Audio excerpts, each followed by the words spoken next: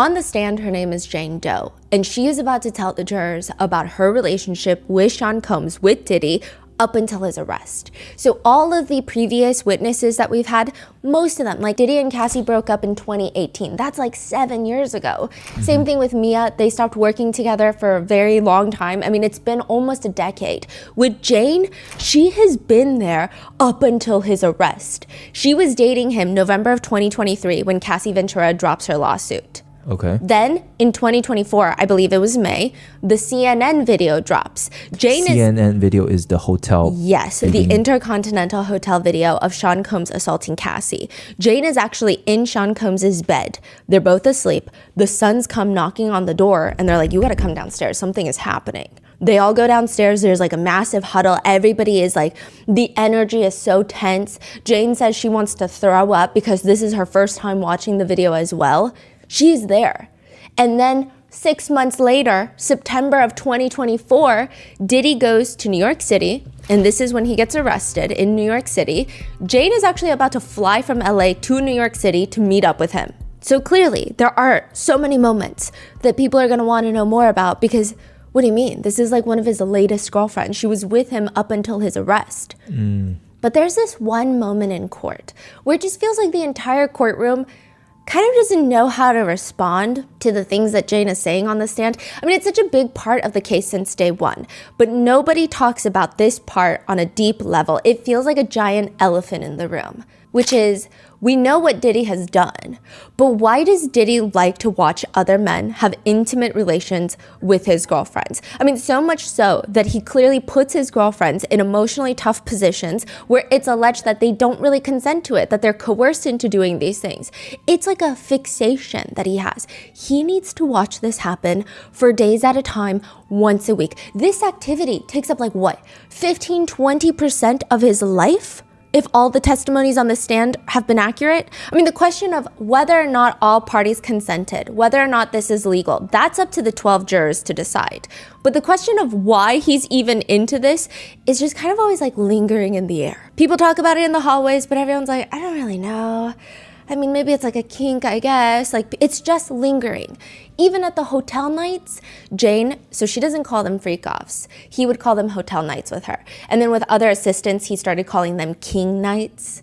So there's different variations. Freak-offs, hotel nights, king nights. Jane says that she would have to engage in certain conversations with the men that were invited. Combs would be watching and she's asked, what are some examples of the things you would say in these rooms at hotel nights during these 3 years or 3.5 years? I would say a lot of cheating role play, that they would be, that Sean left town and I'm all alone with me and whoever, and I'm sneaking in this entertainer and it's just me and this entertainer, and I'm just fantasy talking about how Sean's on a plane and I couldn't wait to get this entertainer all alone to myself, etc. Meanwhile, he's in the corner. Yes, and one of the entertainers actually, many of them, they say that he's very distracting in the corner because he's very loud with his self-pleasuring movements. So she's like having all this fantasy role play talk while he's just like in the corner. And when that's not happening, Jane says, even when they were not at the hotel nights, aka the freak-offs, Combs would ask Jane to FaceTime the entertainers, have intimate video calls with them, while she secretly screen mirrors her phone onto a giant TV for Combs to watch. So I'm assuming it's like her video calling these entertainers being like, he's out of town, let's have a steamy video call, and he's like watching on the TV. And does the entertainer know that this is, She said specifically she did not tell them because she wanted them to feel comfortable. Sometimes Sean Combs would just ask her to ask the entertainer for pictures of their private parts so that they could both look at them. Jane says about these pictures, Combs would say like, get them to send you something, or FaceTime them, or get them to send you something, and so they would. Jane says in the middle of their relationship, sometime in 2022, she actually comes across a word because she's trying to figure out what their relationship is at this point and why Combs wants her so desperately to engage in these activities with other men in front of him, and she doesn't even enjoy it. She says, I came upon a word that was called cuck, and the whole gallery, I mean, literally there are members of the press coming to the edge of the seat now. They're like leaning forward because she has such a soft-spoken voice. Combs, on the other hand, he's not happy. He does not like this line of questioning. He is frozen, and then he starts shaking his head ever so slightly, like, no. Jane is further asked, What is that? That is a man who is in a relationship with a woman and he's turned on watching his woman have sex with another man. I was just trying to kind of deep dive on all the reasons why they had derived so much pleasure from watching their women be with other men. I just wanted to know why my partner wanted so many of these nights and what was driving him. I was just trying to find an understanding of it that he wasn't vocal about. Is she being questioned by the prosecutor or by the defense attorney? The defense. Oh. So what was your understanding of what you learned? I mean, there was a multiple list of reasons. One of them was that the cuck derives pleasure seeing his woman receive pleasure from the other man, and a few other things. It feels like Jane does not want to say what other things. What are some of the other things? Some of the other things were that cucks could also have a bi-curiosity, that they're too ashamed to experience themselves, and so they use the woman to venture out in this curiosity without actually doing the act itself, which I felt like a lot of dots were connecting in the gallery because it makes sense. Now, this is obviously presumptuous. We don't know Combs' sexuality, but it would make sense psychologically that if he does not want to engage in any sort of loving commitment with Jane after these hotel nights, perhaps it's because he wants to be Jane. He's jealous. So there was like lots of dots connecting in the gallery. A lot of people were whispering about it in the hallways after of all of their theories, but we're not psychologists, so we don't really know. Wait, but these are moments, yes. What did you say he doesn't want to engage with Jane after these hotel nights? He will have intimate relations, but he will not have romantic moments with Jane, which is all she was wanting for. And so some people are theorizing, we're armchair psychologists in the hallways of this courthouse. They're just saying maybe it's because he wants to be Jane. He doesn't love Jane. He wants to be Jane. You know, he wants to be in that position. Others are saying, no, it's more degradation. Like he just wants to humiliate women. So it's kind of up in the air. Nobody really knows. And a lot of the jurors, as Jane is saying this, they're snapping their heads to look at Sean Combs, and he is statuesque. None of his family and friends have any sort of response either.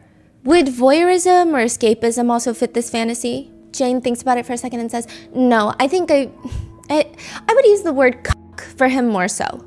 A few of the people in the gallery cock their heads a little bit. But what's even more interesting in this is this line of questioning, like I said, is not coming from the government. This line of questioning is coming from Tenny Garagos, Combs' own counsel. If Sean Combs looks upset about where this is going, why is Tenny Garagos asking Jane this? It doesn't seem like Sean Combs wants to associate his lifestyle with those terms. And I say lifestyle loosely because this is a trafficking case. But perhaps it's embarrassing. But it might be the best shot that the defense has. The defense needs the jurors to believe that Sean Combs is not a monster. He is not committing crimes. He is just a cuck. We would like to thank today's sponsors who have made it possible for Rotten Mango to support the New York Immigration Coalition. They are an umbrella policy and advocacy organization that represents over 200 immigrant and refugee right groups throughout New York.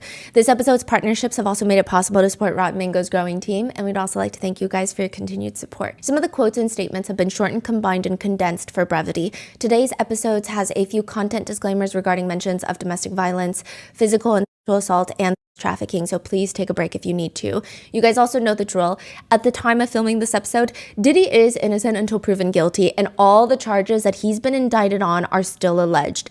Any and all observations from me, my researchers, have happened in real time inside the courtroom, and they are just observable actions. I'm like, hey, I saw Sean Combs scratch his head and mouth these words to somebody. That doesn't mean I know the intention behind these actions. That doesn't mean I know what Sean Combs is thinking. That doesn't mean I know if he's guilty or innocent of the charges that he has been charged with.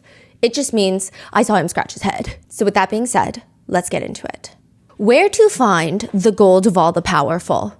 One secures the gold of the spirit when he finds himself. When he finds himself, he finds freedom and all riches, achievement, and prosperity. That is literally what Sean Combs is reading in court. He walks into the courtroom most days now with a new little book. He has ditched the Bible. He has replaced it with this bright red book with this orange circle in the middle. It was giving a little bit culty. Nobody could get a good read on it. Wait, so his truth journal is gone too? No, he has his truth journal. He's got this little accordion file thing like a that little opens folder. up, and he's got the little truth journal. He hasn't been whipping it out as obviously these days. I haven't seen truth written on there since the first 2 times.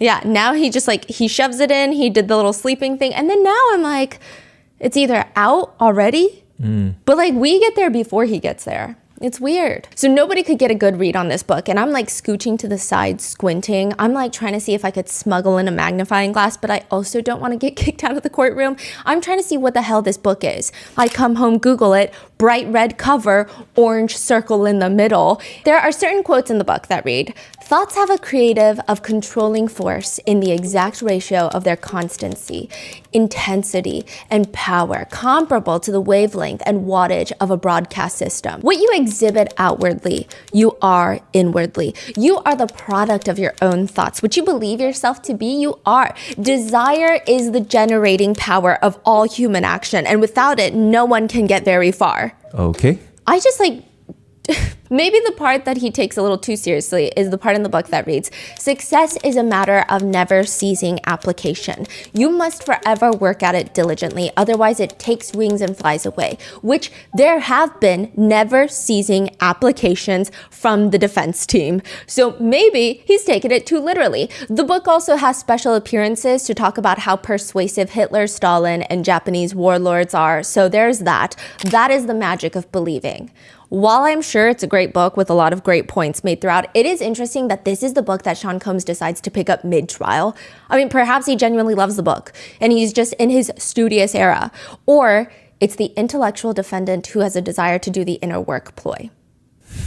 Because at one point he starts reading the book mid-testimony, and I was trying to count the seconds of how long he's on one page, because I'm like, I don't believe this man is actually reading this book right now, because I can barely read books when I'm so immersed into a case that have nothing to do with the case, because my brain is just not registering it. There are more high stakes things going on, and he is the defendant of his own criminal federal trial, and you're reading a book in the middle of the court day. So I'm like, I don't think you're reading. I think this is fake. So I'm counting all the seconds on how long he's on the same page, which I will say was a very long time. And one of his attorneys whispers something. He puts the book away and then slams his right cheek into his right hand like a little child that just got scolded. It's very interesting. So it's a book about like a lot of attraction, yes. almost. Manifestation. I keep interrupting you today. I'm sorry. No, yes. no. About manifestation. Yeah. Now, the rest of the defense team are also in a funk.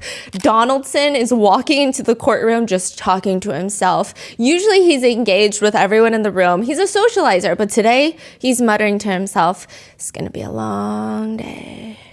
It's going to be a long day." He says it twice to nobody in particular. He looks like he's aged 2 years in the past, 48 hours.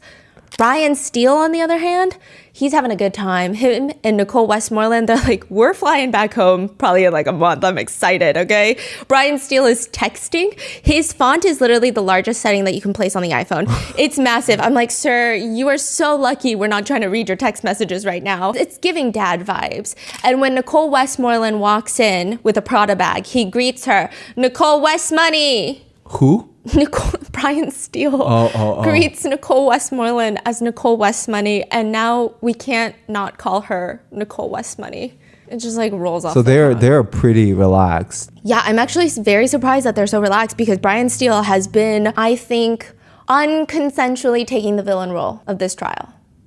I can see that he seems very depresso during those days, which makes sense, because I was talking to someone who used to be an attorney, and they were like, that's kind of what happens when you have such a big defense team. You don't want every defense member to be a bad guy. You need one bad guy that does all the bad stuff. Interesting. Yeah. And it's interesting that you're saying that every day you go in there, all these attorneys, total different energy every single day. Every single day. It's to the point where if we have a witness on the stand, the prosecutors are kind of calculating who's going to do the cross-examination. Because sometimes Nicole Westmoney walks in, just bright colors, or very tight-fitted clothes. And when you're standing on the lectern, everyone is staring at your entire figure, the back of your figure. So sometimes when she's wearing super tight-fitted clothes, the prosecutors are like, nah, she's not doing the cross today. So everybody's got a different energy. Brian Steele, anytime he's talking or doing a cross, he is in his own world. He does not look like he is registering his environment. When he's not, he's like giddy. Nicole Westmoney's walking in. He's having a good time. Interesting. And this is like day one of Jane's. Yes. Okay. So, and it's going to last 5 days, Like a 6 week, days. Now, Okay. Father Arun is also not immune to dad vibes either. Everybody's just becoming more of a dad as the trial progresses. During one part where jurors are not present, they're going over summary charts. Summary charts are given to the jurors at the very end, and it's like compiled evidence from both sides. He says, can we cut down this exhibit so that it achieves that purpose without being 49 pages worth of text messages? He's talking to the government, some of which appear to be for non-illicit purposes, such as the text message on April 23rd, 2023, or on spending money on flowers. Prosecutor Slavic stands up. Your Honor, flower refers to marijuana. And there's like a little pause, and the judge and the gallery, they're all giggling at the miscommunication. And the judge is like such a champ. He's like, I stand corrected. Now, Jason Driscoll, Raspberry Air, has also been on the come up recently. He has been invited into Combs's inner circle. He's like the youngest attorney on his side that's been quiet this whole time. Okay, to give you an idea, Mark Agnifilo and Tenny Garagos are founding partners of the law firm. Which founding partners, you're like the top dog. Alexandra Shapiro is a founding partner of her law firm. Brian Steele, I think him and his wife run his own law firm. Same with Nicole Westmoney and Donaldson. The only random person is Anna Esteveo is also part of a firm, but I think she's like a partner. She's been kind of quiet recently. But Jason Driscoll is an associate at Alexandra Shapiro's firm. And he just looks so young compared to the rest of the defense team members who all have like white hairs, except for maybe Tenny Garagos and Shapiro and Esteveo. He looks like he was born yesterday in the best way possible. So we're sitting there like, he's got to be doing something right, because Alexandra Shapiro does not seem like the type of bring your son to work day type of person. She's only going to put someone on her team in this case if she thinks that they're worth it. So we thought he's a dark horse, like something's going to happen. He's going to be on the come up, and we were right. He's been talking a lot lately. He went up against Comey recently, and the judge sided in his favor. Although I do think that maybe the deck was stacked better for him. And it's very interesting. Every morning he gets a more passionate dap up from Diddy now. He's been taking a lot more. And at one point when the judge does side with Jason Driscoll, Raspberry Air, he whips around. And my researcher was like dying at this because he does not smile. It's not goofy. He literally just gives like the most serious wink at Diddy. And Diddy and Mark Agnifilo are like, damn, we were not expecting this kid. It's very interesting, their interactions to watch. Even when he is talking to the judge, everybody's looking at him, like waiting to see how he handles it. He's also brought his wife, I believe, who sits with the friends and families of Sean Combs. And at one point, he's dapping up Diddy in the morning. Diddy, he's like, oh, I think my wife is over there. I don't really hear what Jason Driscoll is saying, but they point towards the family and friends. And the woman who comes with Jason Driscoll is waving at Diddy. And Diddy is like dramatically pointing at Driscoll, being like, he's good, thumbs up, he's good. But he is still not the smoothest attorney. Some mornings he will miss the dap up with Combs, so they just kind of awkwardly hug instead. Also, there's this awkward moment when he first starts talking and the court reporter doesn't know who the hell he is. So he's like, who are you? The court reporter. Yeah, and he's got to be like, Jason Driscoll. He handled it very well, but it is very interesting. But I don't know how long he's going to stay in Diddy's favor, because here's the thing with Diddy. Anytime any one of his attorneys doesn't get what Diddy wants, he just looks at them and kind of sighs. Like, this is so disappointing. I mean, they don't know a moment of peace, these defense attorneys. Mark Agnifilo is drinking water because all of them are getting sick, and Diddy is literally analyzing him drinking water, watching him fully turn to the side. Just watching him drink water. He can't even stay hydrated in solitude. Alexandra Shapiro, though, I will say, she does appear upset with everyone. She always looks stressed. She always is kind of scowling. She gives me tough love type of vibes, though, because anytime Driscoll loses a case with the judge and is trying to get something into evidence or not get into evidence, judge doesn't side with him. The rest of the defense team, they look disappointed. Alexandra Shapiro always mouths a very stern, good job. But it's like so aggressive. It just feels like so tough love. She's basically his boss, right? Yeah. And so even when he doesn't get the judge on his side, she's like, good job. But it's like very intense. I'm like, what is happening? There's so many different dynamics. This would make me cry. Alexandra Shapiro is also walking around with a massive tissue box. She has been going row by row, passing out tissues to each of the defense attorneys, who grab one and they just start honking their noses into it. Every single person in this courtroom is sick again. A few days ago, there is a sketch artist that sits right behind the defense table. So there's two that sit on the right side in front of us. Sometimes one of them doesn't show up. Jane is always there. Then on the left side, there's another sketch artist, and she sits right behind Diddy and the defense team. She's in the very first row of the pew. She starts coughing, and it sounds, I'm not gonna lie, it sounds very juicy. Right in front of her is Combs, the defense team. Right behind her in the pew is the Combs family. So she's sandwiched between Combs and Combs family. Yes. Now, to be fair, there's another seat directly behind Combs that's not a pew, that's not at the table. Two U.S. Marshals sit there. Okay. But they're just like watching Combs, right? So like she's like coughing on top of the U.S. Marshal, and it's just like going straight to Combs, and then behind her Combs family, and like mid-testimony she'll be hacking up a storm. The Combs family, I mean, at this point, some of the press pews were confused at how animated it was. Every time the sketch artist coughs, Combs family row, it's like a roller coaster. In unison, they back all the way up like they're accelerating on a Disney roller coaster ride. Can you tell them who's on there? Yes, so you've got Janice Combs, you've got Justin Combs. Now, it depends on the day. Sometimes it's just Justin. Other times it's Justin and Christian. And then other times it's Justin, Christian, and Quincy. The daughters have not shown up since the beginning of the trial. And then you've got Dana Tran, who is the mother of the youngest Combs child, Baby Love, who is, I believe, only like 2 years old. So they're all sitting there and they're just like leaning back in unison like a roller coaster ride, trying to get away from like the sprays of the cough. It's just so interesting, to the point where even Justin is giggling at his grandma because of the way that they're trying to move away from these coughs. They all start masking up too, because it's that bad. Even a few of the older jurors have started wearing masks after this. Court has to break for 1 moment because a juror is coughing so much they have to bring her water and cough drops. And so I'm telling you, everybody is getting sick. The entire defense team is coughing. It's like a nightmare tissue rotation. And we have never seen Sean Combs this sick. He's so congested all week. He's just aggressively rubbing his eyes and his scalp. He's like rubbing his eyes like he's trying to take out his retinas. He's itching his entire scalp. I think it's trying to soothe maybe sinus pressure. And he likes to pop cough drops into his mouth, but he chews them. I just know that this man bites his ice cream. That's all I have to say. And it's so interesting that there's this much going on during the testimony days. Mark Agnifilo has also gotten a new haircut, and I say this with so much respect because I was writing this down in my notes, and so were the researchers independently of me. Because, again, I'm very terrified. Mark seems very intense, but he also seems like the type that would let his wife cut his hair.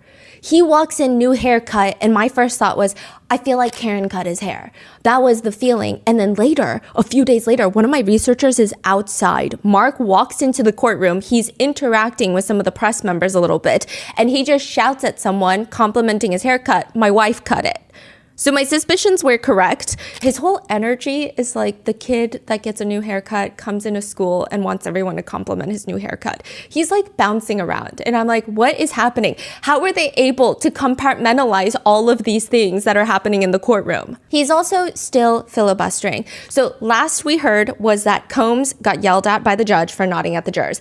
That lasted like a day. He's back to nodding again. But Mark Agnifilo, Brian Steele, they're standing behind their client. And Mark is saying, one of the things I wanted to say, he's saying this to the judge, I'm a reasonable man, and everyone can, and an approachable one. So if someone, my colleagues from the government, sees something, he's basically saying, I don't know why the government is tattletaling to the judge. They should tell me first. I would encourage them to come to me. I take these things very, very seriously. Now, in terms of what, I didn't see anything. I'm riveted, Your Honor, I'm riveted. Nodding is one of these things where it could be bad intentioned or it could not be bad intentioned. And so I didn't see it. If someone comes to me and says, I might disagree. They might say he's nodding and I might say, so what do you mean? Is that a problem? or is it not a problem? And maybe it's not a problem. Maybe it is a problem. But without someone coming to me, kind of remedy this, it's a stitch in time saves 9 type thing. So when he's like talking in this mannerism, right? It's like he's trying to be very like smooth and very like kind of clueless, like type of energy. What is the judge's reaction? Is he like, okay, like stop playing with me, or is he like, all right, I know what you're doing? And I think it's harder to yell at Agnifilo, the judge, because it's like, I know what you're doing, like we all know what you're doing, but I do see that maybe when Brian Steele comes in very hot and slightly aggressive, the judge shuts him down so quick and is like, no. Same with Alexandra Shapiro. They talk a little more aggressively with the judge is not having it. I see. Mark Agnifilo is always like, I mean, maybe it's a problem, maybe it's not a problem. I didn't see anything. He's almost like, don't blame me. It's very weird. So in a way, it worked. Yes. He usually can get away with some of these things because the way he talks. Okay. Yeah. That being said, I take this matter very seriously. I've spoken to Mr. Combs. He's assured me he didn't mean anything by it. He was just reacting to the witness on the stand. So like, judge told him not to nod. He stopped for a day, and then he started nodding again. And now the judge is having another conversation? No. Oh. Mark Agnifilo is just bringing it up. Like, maybe the government can just tell me. Next time, if you see it. They're basically trying to say we were taken aback that you yelled at Mr. Combs in front of everyone. Oh, last time. Yeah. The time of the judge just kind of told him, I'm going to throw Combs out of here. Yeah. And the judge is literally staring at Mark like, I get it, but I literally saw him. He says, I mean, I saw the interaction myself, and the interaction was inappropriate, and no one would have misunderstood my instruction that I had given about 30 minutes earlier. So I regarded that as being outright defiance of the court's order in that moment as to that one incident. AKA, Father Arun is just not the one. So now the dynamics of the attorneys are ever changing. It's so interesting to watch, but a very interesting attorney does make an appearance last week. Cassie's attorney, Doug Wigder, is present again for one day of Jane's testimony. Why? Yeah. Jane is a pseudonym, but she is one of Sean Combs' latest girlfriends. And like I said, in fact, when Sean Combs was arrested September 16th of 2024, in the hotel room, Homeland Security found studio lighting, bottles and bottles of baby oil and Astroglide, as well as drugs. Jane was on her way to New York City. Not on the plane, but her plans were to fly to New York City to join him in the hotel, where they would presumably have formerly known as a freak-off, now known as a hotel night. When Jane walks into the courtroom, I saw a lot of people in the gallery kind of crinkle their eyebrows, because even though she's testifying under a pseudonym, I mean, even in the bathroom before the court day started, people were hypothesizing. We were like, who is it? Is it a celebrity? Is it a celebrity that maybe wasn't so firmly connected in media outlets with Sean Combs, but like maybe they were dating because they're all part of that world? We were thinking all sorts of things. But when she walks in, you could just tell a lot of people don't know who she is. Like almost nobody really knows who she is. She is not a front-facing celebrity. You don't know Jane, don't look for Jane. She walks in kind of playing with her sleeves. She seems a little nervous, but not nearly as terrified as Mia appeared to be. Just general nerves. She gets on the stand and she starts talking, and immediately the jurors are so deep in their notes. And it's interesting because I think it has to do with the timeline with Combs. This feels like so much fresh information. It feels more pertinent to the case. The jurors are taking in this testimony, and even Combs, he has scooched his chair all the way back so he can get a better look at the witness. He scooched it so far back that the U.S. Marshal sitting behind him looks like he's on a Spirit flight now, and Combs does not care. He even taps Mark Agnifilo on the shoulder and asks him to scooch to the right so that he can scooch to the right and get a better look. At the jurors? No, at the witness. Because in front of him is a very tall Donaldson. So he's scooching.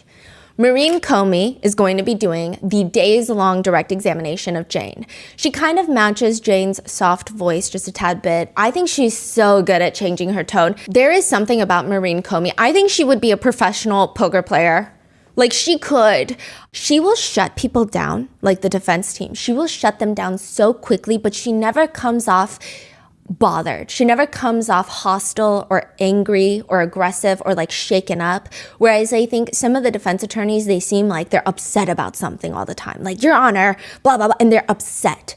Maureen Comey will be arguing, but she doesn't seem upset. She always, the way she walks into court every day, she's just always kind of shrugging and smiling. Like everything will be falling apart and the prosecutors are looking at her and she just gives them like a small shrug. She's always like, I don't know what the defense is up to. They're kind of dumb. That's her vibe. Like she got this under control. Yeah, she's like, let them do whatever they want to do. They're dumb. That's her vibe. But when she talks to Jane, she also has a very soft voice that feels genuine. And I was analyzing this throughout Maureen Comey's direct. A lot of people, they always say, da-da-da-da, right? Da-da-da-da, correct? Maureen Comey asks questions in such a natural way. She doesn't go for the correct, right? Like the attorney type of questioning. No, and she's very good with her pacing, very good with her tone. It's very interesting. Like when Jane starts crying, she actually seems sympathetic through her tone without saying anything sympathetic. What names did you call him when you were in a relationship with him? This is pretty much how they start. Jane looks up through her lashes and she smiles, and she's got a really soft, dainty voice. Sean, baby, Ernie, Snookums. Like that's kind of her voice. One of the jurors giggles a little bit at the nicknames. I mean, giggle's a strong word. It's like a soft smile. So who are you? Bert. And who is he? Ernie. That's her voice. So like from Sesame Street? Yes. Jane tells the jurors when she first met Sean, this is in like late 2020. So this is very recent. This is 3 years before Cassie files her lawsuit. A lot of the testimonies we've heard are from way back. 2020, we're deep in the brother love era. Sean Combs wanted everyone to call him Brother Love starting in 2017, but he really starts going on talk shows around 2020. He releases the Love album in 2023. Jane ends up dating him up until his arrest in 2024. And so, which side note, why is he Brother Love? He says on a talk show, I decided to change my name again. I'm just not who I am before. I'm something different. So my name is Love, aka Brother Love. I will not be answering to Puffy, Diddy, Puff Daddy, or any of my other monikers but Love or Brother Love, okay? Well, the prosecutors are calling him Sean Combs, and he's answering, so there's that. Regardless, he is Brother Love. Jane calls him Sean. They meet while Jane is on a girls' trip in Miami in late 2020. Jane gets invited to this girls' trip by a friend of hers, and that friend is dating Combs at the time.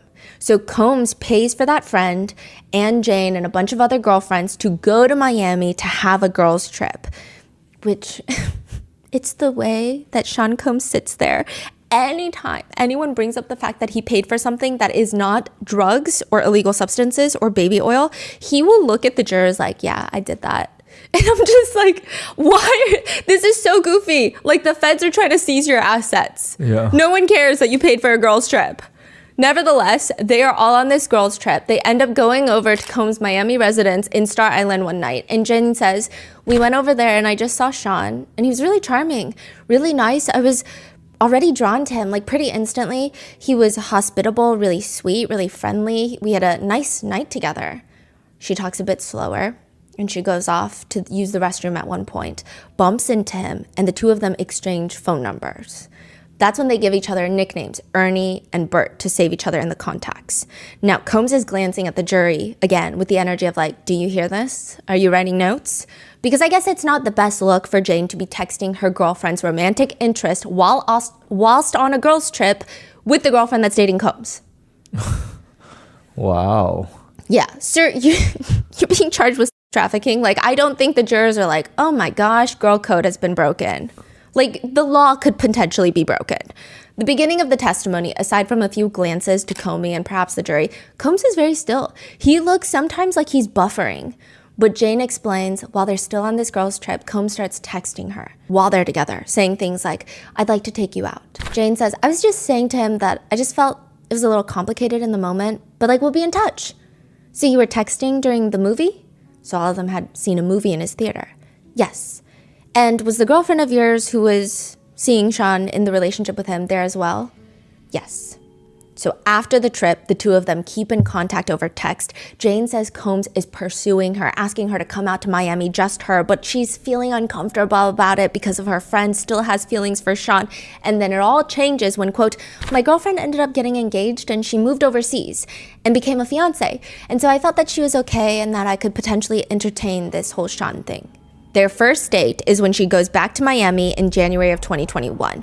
He meets her at her hotel room and she says, I remember when I first saw Sean, he walks in the door of the hotel room and he was just like larger than life. He had a very big personality, super charming, very, very passionate, even just in how he speaks and just overall really charming. And he just immediately immersed in conversation with me. Their first date in that hotel room lasts 5 days. 5 days long. They were in the hotel room for 5 days. Yes. Which feels kind of like love bombing, but also, how do you have so much time? So during the first date that lasts a full business week, they talk about how Jane previously dated someone that Sean Combs was very close to, and that he said that's not a problem. Then they talk about the fact that Jane has a child. She's a mother to a child, one child, and her child's father and Combs are not friendly with each other, which made things more complicated. But Sean is like, no, don't even worry about it. And then Jane is like, okay, well, what about my girlfriend that you were dating? And he's like, we weren't even really dating. Like, we were more so like friends. So he's like, don't worry about anything. And they just have a wonderful time. Jane says, we made lots of love. I remember it was amazing. And I remember it was like morning time. And then we decided to go for a walk on the beach. Whenever Jane talks about her past with Combs, it is so fascinating because she appears to be incredibly love struck. Even now, she says after the first date, she's head over heels for him. And in the beginning, you can kind of feel that most of the people in the courtroom don't really know what to make of it. Because, I mean, she's testifying against him. He's done allegedly very horrible stuff, but she's also saying things like, it was beautiful, we made lots of love, and she seems kind of shy about it, as if she seems still in love. And the next month, they end up going to Turks and Caicos as well as the Bahamas. So it's just back to back. He's like wooing her. What do you remember from the time you spent in Turks in February of 2021? I just remember so many lovely things. It was just really us, and so we just had a lot of connection and a lot of time together. As you would assume, just really passionate about one another, lots of attraction. It was very lust-filled. So this is the first trip that she takes ecstasy with Combs. Now, side note, they are there for like a week, more or less, and they do ecstasy 10 times. She says, I remember we were inside the pool and we were drinking and just having a good time. He opens his hand with a pill and he's like, here, take this. It'll just be more fun. Something like that. And so I end up taking the whole thing. Afterwards, she starts feeling like it's hitting too hard. I was walking down the beach with him and then it just hit me. And I just remember I fell to the ground and I started grabbing the sand and throwing the sand and my body was just like almost convulsing. And I was like, I think I was screaming a little bit. And she's kind of doing like a shy smile as she's saying it, like she's embarrassed. Combs' chief of staff, KK, tries to help Jane.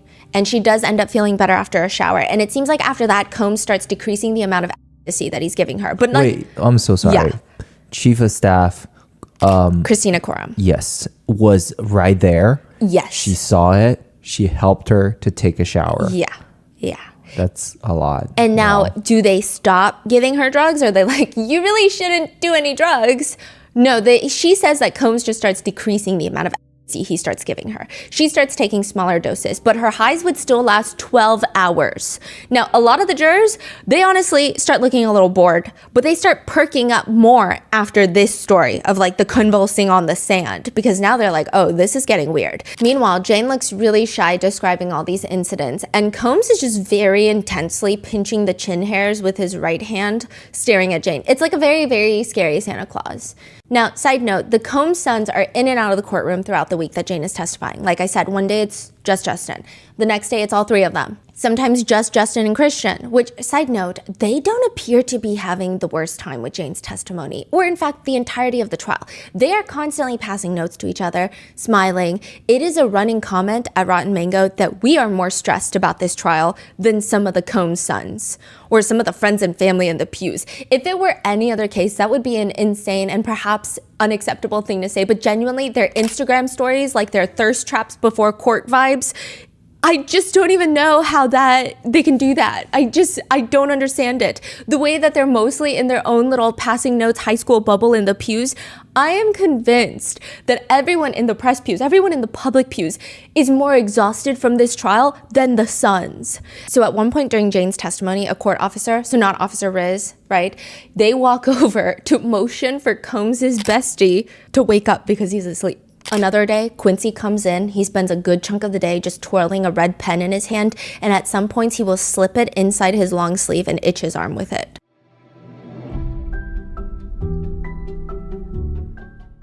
This is a paid advertisement. You guys have heard my take on the trial. Now let's hear from a legal expert. Dan Morgan is a partner at Morgan & Morgan, and he's got some fascinating insights. He says, quote, one of the biggest surprises is how cautiously his legal team is playing it. Because a lot of people have described the case as, quote, a minefield for due process violations. And yet, according to Dan, quote, so far, we haven't seen the kind of sustained objections, motions for mistrials, or voir dire challenges that typically preserve those rights. Dan's legal recommendation is, in a case this explosive, you fight every inch of procedural ground, because if you don't, you're handing the appellate court a cold record and hoping for mercy.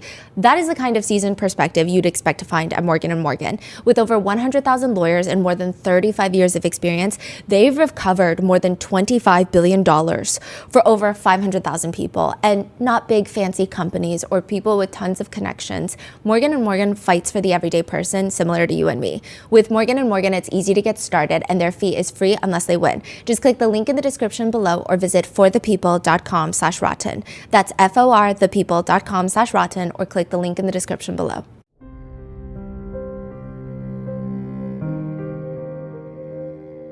During the vacation, Jane opens up that she's a single mom. She's working as a content creator, influencer, and because she couldn't work while on this trip, he ends up giving her $10,000 in cash at the end of the trip. After the end of that trip, how did you feel about Sean? I was even deeper in my feelings for Sean.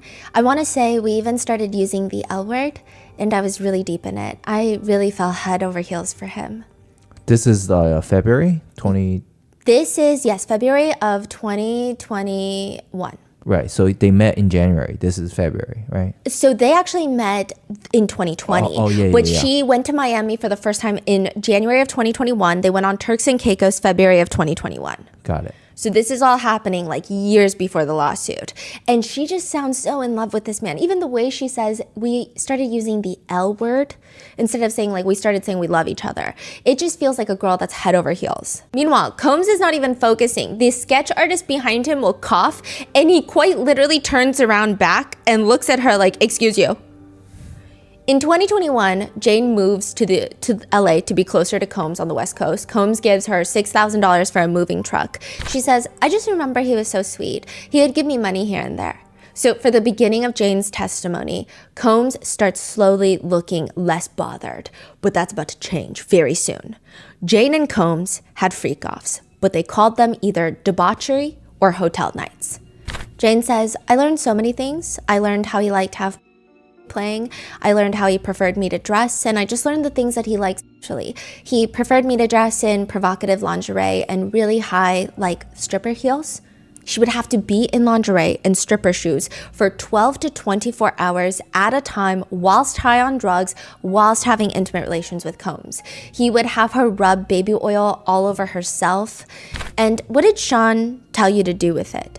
To just have it all over my body and his body? The interesting thing is, Combs is looking at Maureen Comey with this look of like, how dare you ask such personal questions? It's very uncouth of you. Sometimes the way he looks at her, you would think that she's asking these questions in church.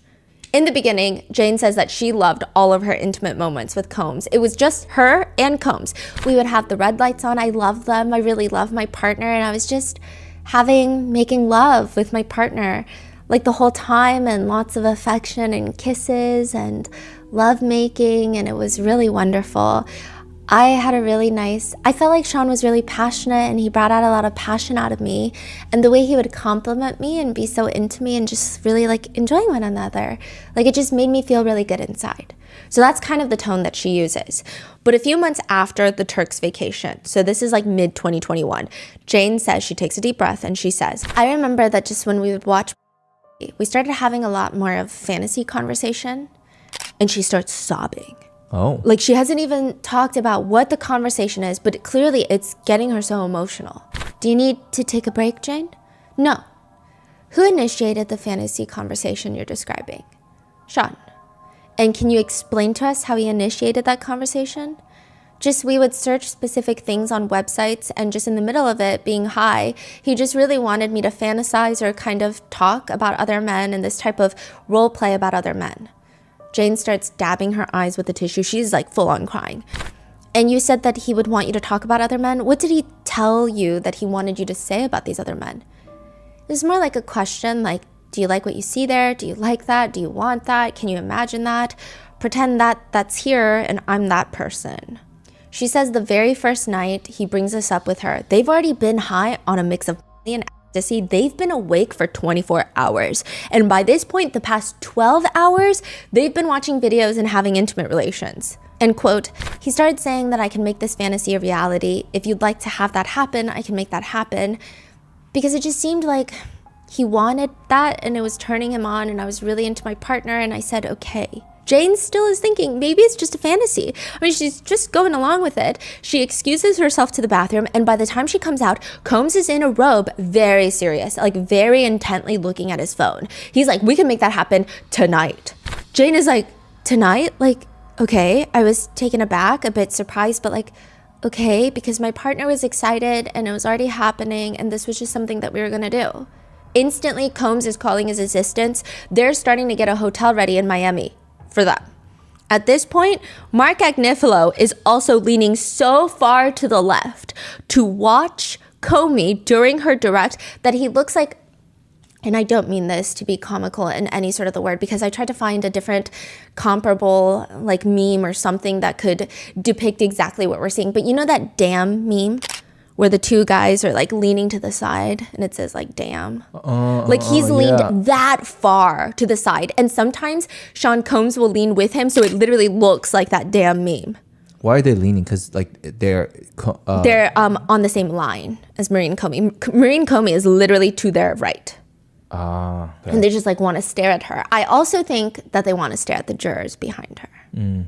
He's captivated. The jurors are also taking notes and she says Combs tells her everything's going to be fine. Once they get to the hotel, he just told me that there's somebody coming and just to relax and that this would be something fun. And he knows the guy and he's a really nice guy and I was just super nervous and just listening to him. The guy ends up showing up.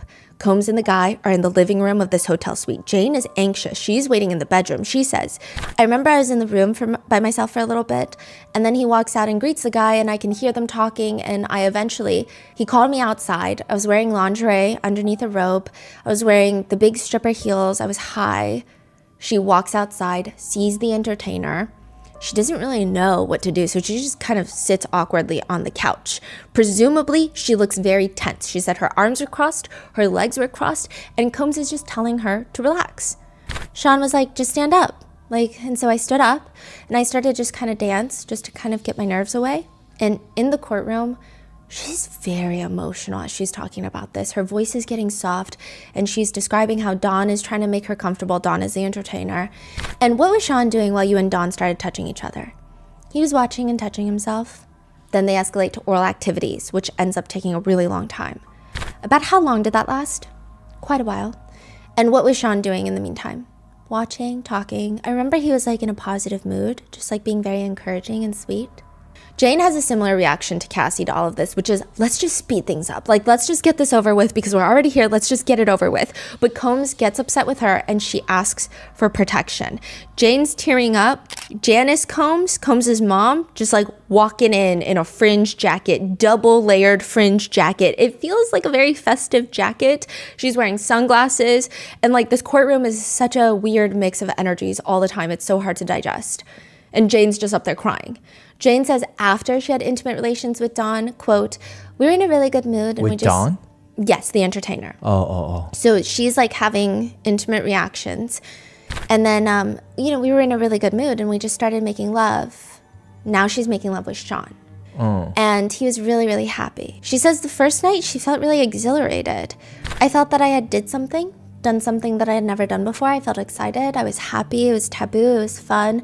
I had a good time with my partner. But ultimately, she's thinking this is just a one-night thing where they do something absolutely crazy and taboo. It's fun. Maybe it's a 2 times a year for his birthday and Christmas type of thing. She did not think that they would really do it at a high frequency. However, it starts dawning on her. She said, after that night, I truly felt that night had just opened a Pandora's box in our relationship. It completely set the tone for our relationship moving forward.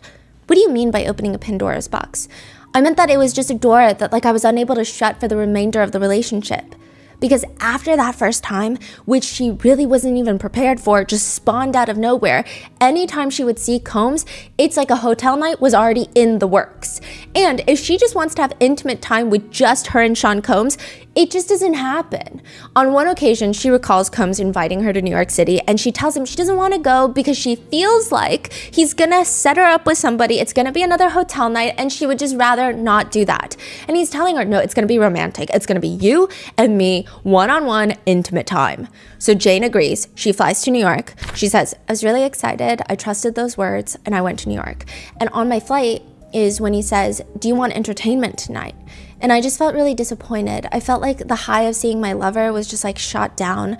I just felt this like heaviness, like damn. And she starts sobbing. I'm sorry. I felt this weight over me. Like I felt like a balloon popped. She's already on the plane.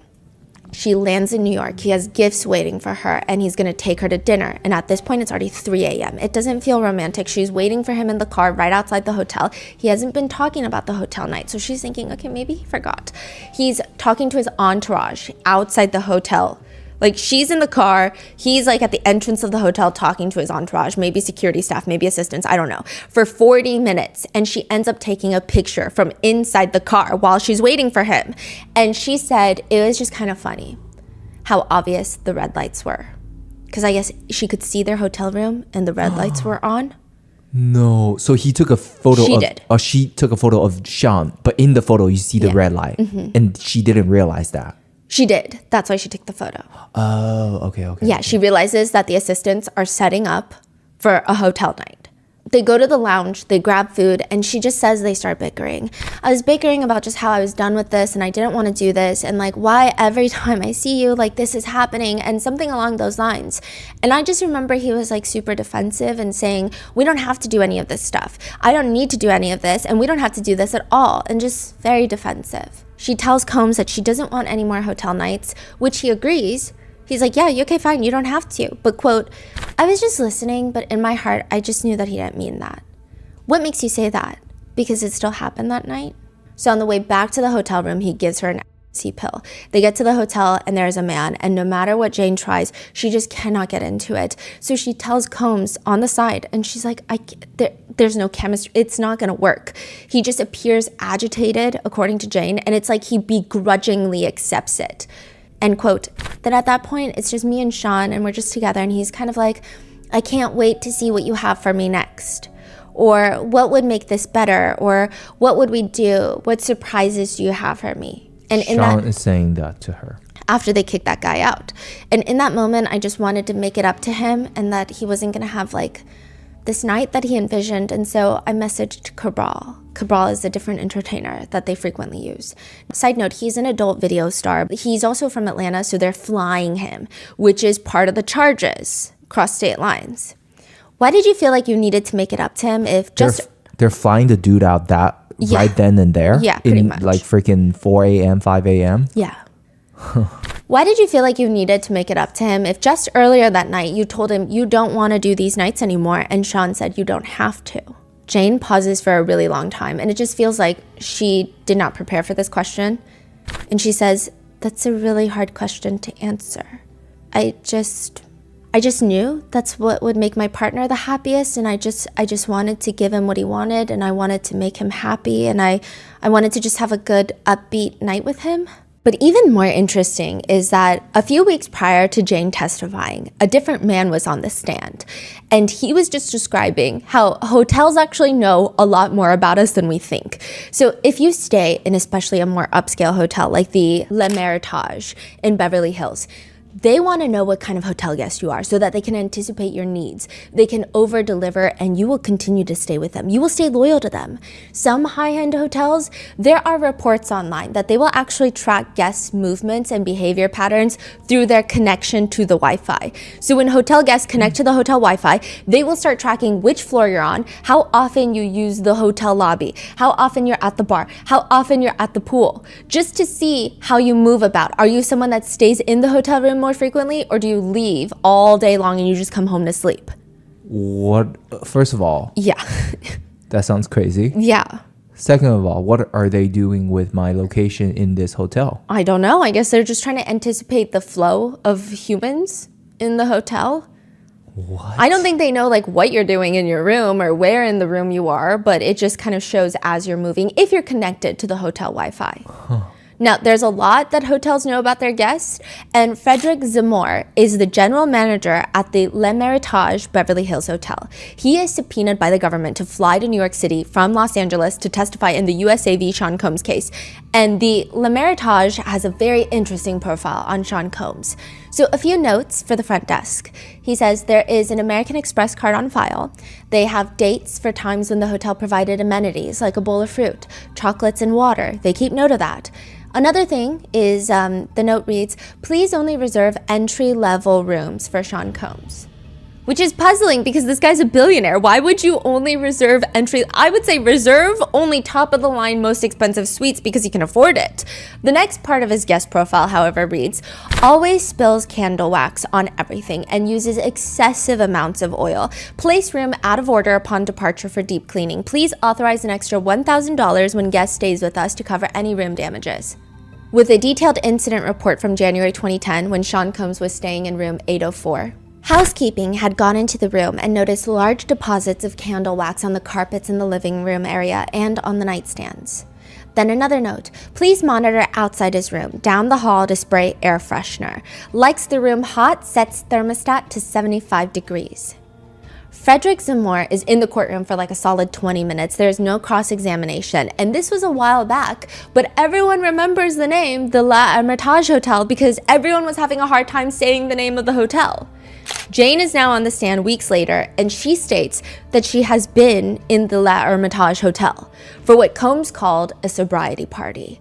Combs wanted to get sober, and he just wanted to do this one big party, like a big binge right before, which I don't know about the logic on that, but nevertheless. Jane says the night of the sobriety party, she doesn't use drugs, but she believes that Sean Combs was doing ecstasy and cocaine, and this sobriety party turns into a hotel night. I just remember that it was like this typical routine, except I didn't take anything, and I was in an outfit, and I was with Sean, and the room was decorated, and I was just getting ready, and I remember it was like the first guy, then a second guy, and then after the second guy, I just went into the bathroom, and I wasn't feeling well. So she rushes into the hotel bathroom and throws up. Sean walks in, and the whole thing the defense is trying to say is this is not sex trafficking because everybody here is a consenting adult in an adult relationship. They're all girlfriends, basically. And I'm not saying that this action alone is against the law, but let's say a woman's boyfriend walks in on her in the bathroom throwing up. Picture the normal response. This is Sean Combs' response. Jane says, I told him that I had just thrown up, and he was like, that's good then. You'll feel better now that you've thrown up. So let's go. Let's go because the third guy is here. The third guy is here, meaning there are two dudes in the room already. No. So she had one entertainer. They had intimate relations in front of Sean Combs. And then after he left, a second entertainer came. And now it's the third guy back to back, and she's clearly feeling unwell. Jane starts getting more emotional, like she can barely even finish sharing this story. I hated it so much. I was just disgusted. A few of the jurors, they glance at Combs. I was just so repulsed. I was just so mad at myself for doing that. I just deeply regretted that. She says that she felt absolutely terrible after this party, and as Jane is still crying, Comey brings up a thread of text messages. Now, keep in mind, one big part of direct examination is to bring in evidence that the defense is going to bring in during cross, because remember, we were so upset about the whole Intercontinental Hotel lawsuit that came up at the cross for Cassie. Yep. It's just annoying because you want to hear it from Cassie herself, and I do think there is this feeling of if something comes up in the cross-examination, it feels like you're caught in a lie. Yeah. Even if it's not that serious. Yeah, like you're trying to hide it or something. Yeah, like if it's not a lie, then why are you hiding it? It just, the line of questioning is aggressive. It's antagonistic. So it's good to bring it up during direct, which is exactly what Comey does. Because after this sobriety party, there is a text from Jane to Combs that reads, baby, good morning. I love you. Hope you're having a great day so far. Do you think you can put something in my account, please? There's a few things I needed and wanted. Thank you, baby.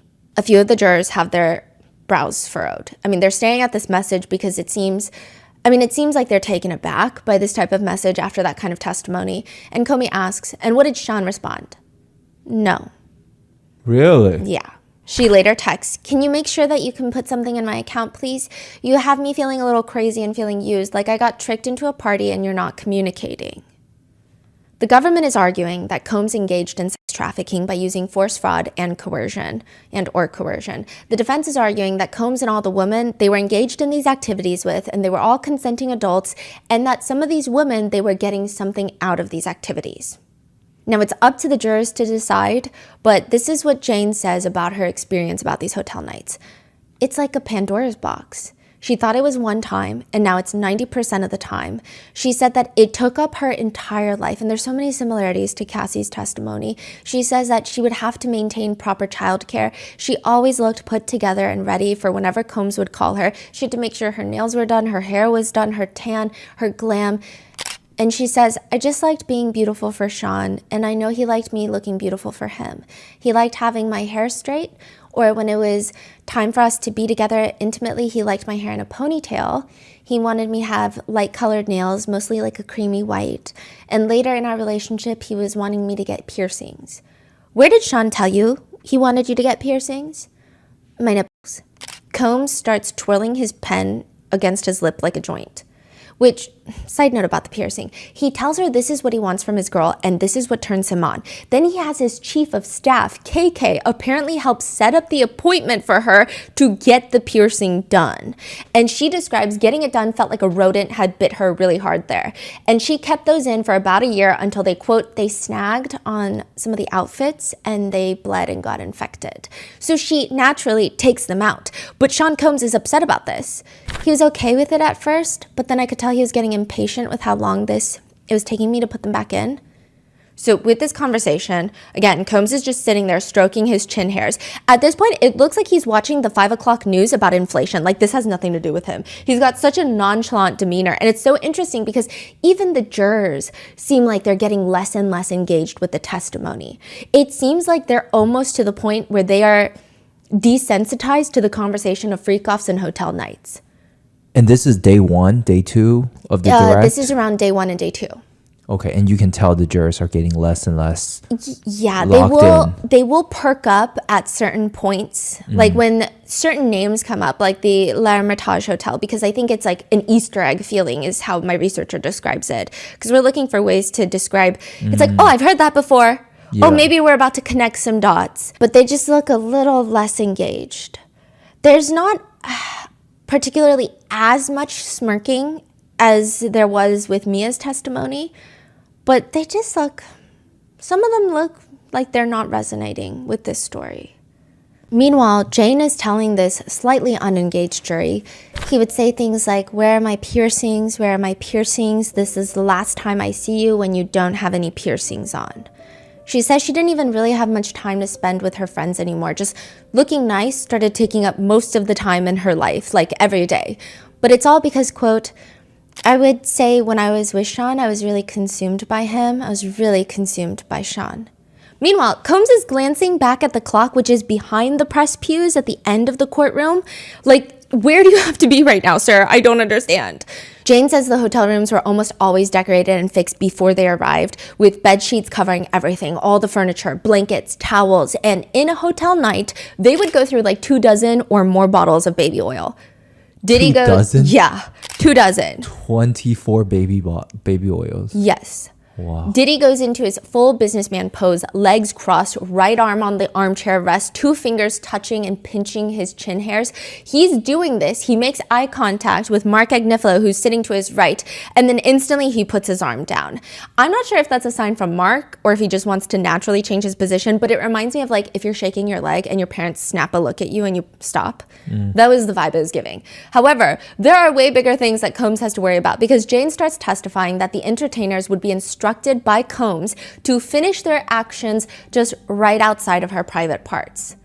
And that is when Jane and Combs would start making, quote, love. Combs cocks his chin all the way up. "Would you clean up the substance in between?" "No." Combs stares at Comey, cocks his head to the left, and it feels like he's trying to show the jurors that he's not embarrassed. In a single hotel night, sometimes it would happen more than once with one person and then maybe more than once with another person. In total, how long did a typical hotel night last? Like 24 to 30 hours or more? All the while, she's high on ecstasy that Combs provides, and she does state that the longest time was 3.5 days. She stayed awake through a combination of, quote, I would take ecstasy, I would drink caffeine, I would just try to drink water, I would just try to order myself smoothies or protein shakes.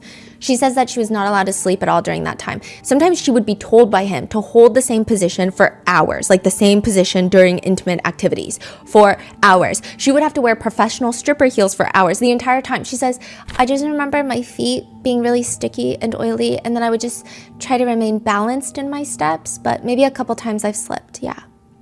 At this point, interestingly enough, it's like every time Jane responds to a question while she's talking, Combs slightly lifts his chin up and looks down at her. And then when she's done responding, his chin also goes back down. Jane says that she would listen to all of Combs's instructions during the hotel nights, quote, on command, even if that meant that she would have to suffer from UTIs, yeast infections. She said that she had a UTI almost every week, and it just felt like this burning, constant urination. It was the worst. She would get treated with antibiotics. She would be sore everywhere, all the time, but she never really told Combs about it because, quote, I just didn't want to indicate like any negativity.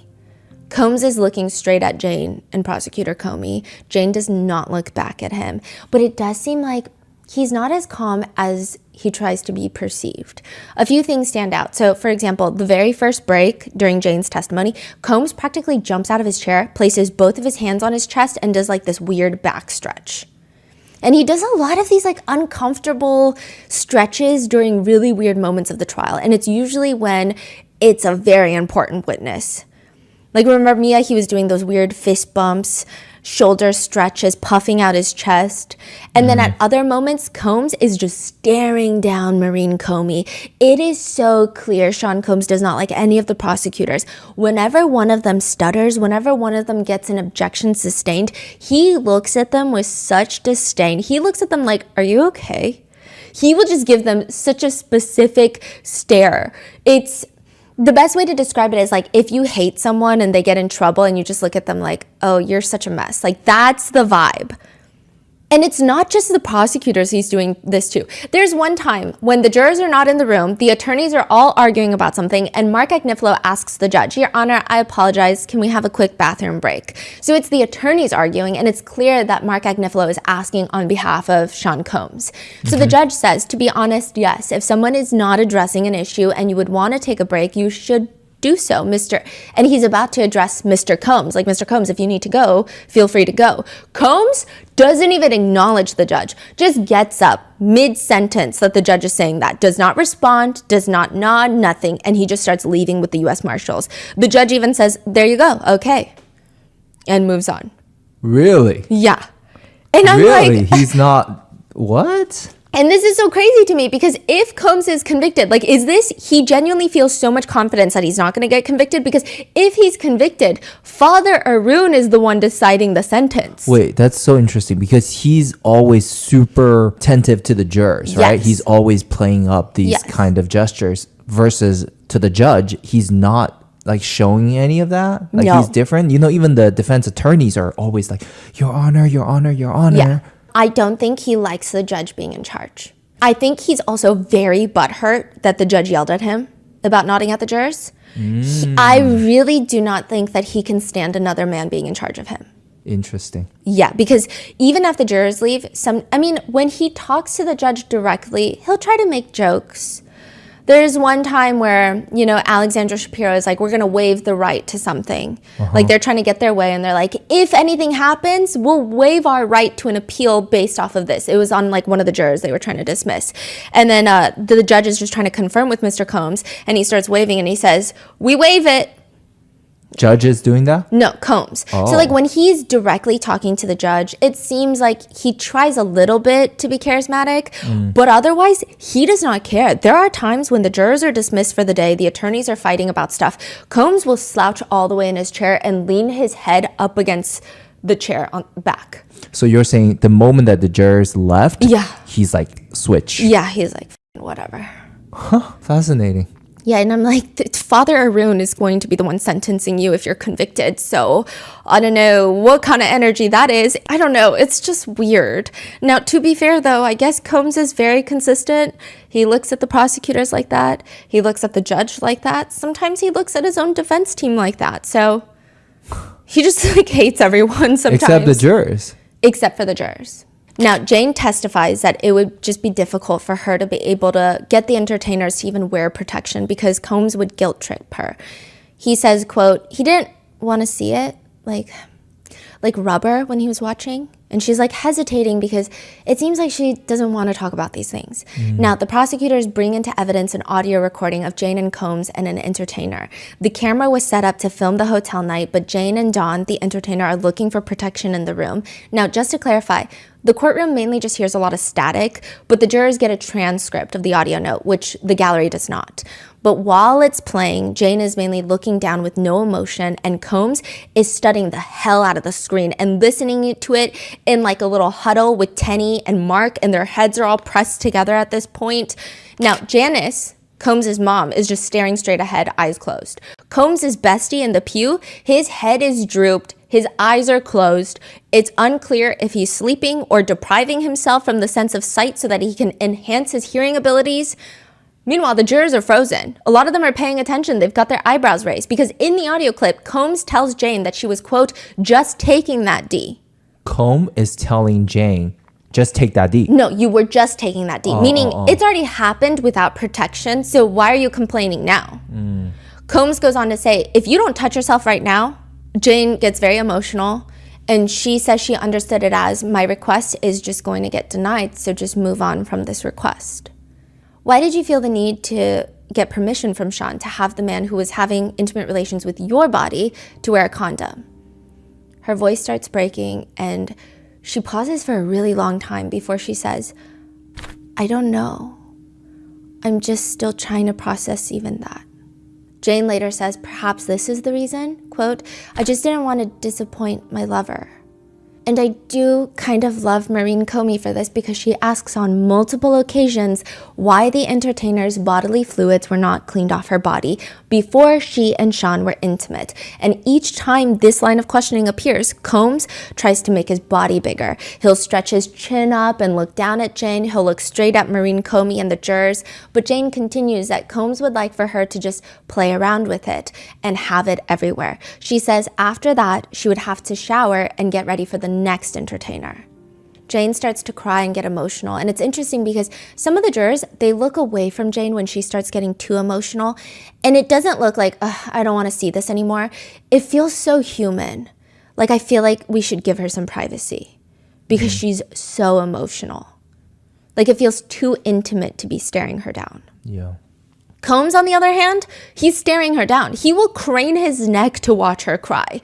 She says that if she was getting tired, she would try to give subtle cues that she's tired, saying things like she was hungry or, quote, I would lay down, or I would give him kind of like little faces. But it didn't matter because he would sense it and say things like, you're not getting tired on me, are you? Let's finish strong. Let's end on a high note. Comey asks Jane, why didn't you just say that you were done and you wanted to stop?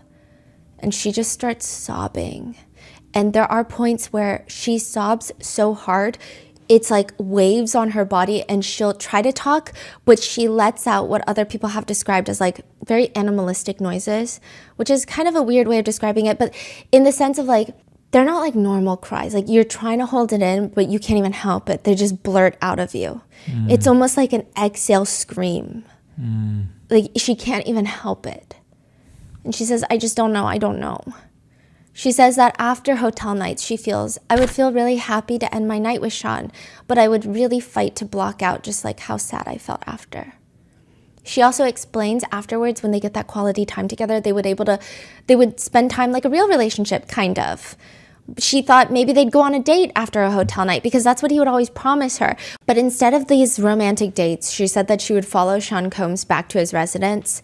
Quote, I would make sure he was like showered and clean, and I would cook for him, I would massage him, I would put on his favorite show, and then I would finally get to cuddle with him and sleep with him. Side note, this man's favorite show is Dateline, which is a true crime series on NBC, which Jane talks about. And Dateline actually did a video on Diddy. They did an episode on Diddy, but it has since been taken down off of most platforms. And it's not because Jane is like, yeah, his favorite show is Dateline, so they thought, let's take it down. It's because Combs filed a $100 million defamation lawsuit against NBC and Peacock for a separate documentary that they did on him, Diddy, the Making of a Bad Boy. So that Dateline video is very hard to find. Wait, he loves to watch Dateline, which Yes. like he loves true crime. Yes. And they made a video on him after the Yes. Cassie lawsuit. And then he filed for... Yes. They also made a documentary, the Diddy, Making of a Bad Boy. And he sued them. Yes. For $100 million. And like, while I do think that defamation lawsuits are legitimate, and it's very serious with the day and age of the internet, people can go online and say all sorts of crazy things about public figures. However, I always find it so fascinating when defendants that are accused of really heinous crimes are suing people for large sums of money for defamation. I just think it's an interesting way that the world works. It's just weird. It always makes me go, oh, that's weird. Just say. Now, another incident Jane distinctively remembers, this is back in 2021. She says, I remember Sean said that he had someone coming over and he invited this man over, and honestly, I was like immediately repulsed by him. Jane is repulsed by this entertainer. Do you remember where you were? I was on the bed, I was in the hotel room. I just remember that he was really sweaty, and I just thought he didn't look nice and that he kind of smelled. And I just remember I was very hesitant with him. I just kind of tried to make it work. I tried to kind of seduce him and like with my body and try to, I don't know, just make some sort of attraction happen, and it just wasn't. Like, I just remember him sweating so much, and I was kind of throwing looks at my partner like I wasn't feeling this. I tried to touch his chest. I tried to bring him closer to me, and I remember Sean saying things like, if I want to taste it or if I want to do something with him. And I was just trying to move around that subject and was trying to find different ways of, I don't know. She ends up telling Diddy that she's not feeling this and it's just not something that she can get into. Diddy proceeds to lay her down and starts having intimate relations with her. All the while, this guy is still around and he's just hovering on top of her while Combs is having intimate relations with her. Combs keeps telling her to look at this man's private part while he is sweating on her. Eventually, Combs dismisses the guy and brings in a second guy, Paul. And this time, maybe in an attempt to make sure Jane does not say no again, when Paul comes in, Jane is blindfolded. This seems like a detail that the jurors do not overlook. Their brows are furrowed, they're scrunched together, they start taking notes. Combs is doing like these little quick glances at the jurors. He does this when he tries to get their reaction. He's not nodding at them. He's not shaking his head. He's just kind of like glancing at them to see how they're reacting to these types of news. It's like very quick. Just like with Cassie, a lot of these hotel nights were filmed. Jane says Combs would convince her that it was just for him, it was just for the two of them, to film these hotel nights so that they can look back on these memories. And there are exhibits shown, which are screenshots of these hotel nights. The jurors are shown them, the gallery has not shown them, rightfully so. But I think this is the part where the jurors have pretty interesting reactions. I mean, it's just exhibit after exhibit after exhibit.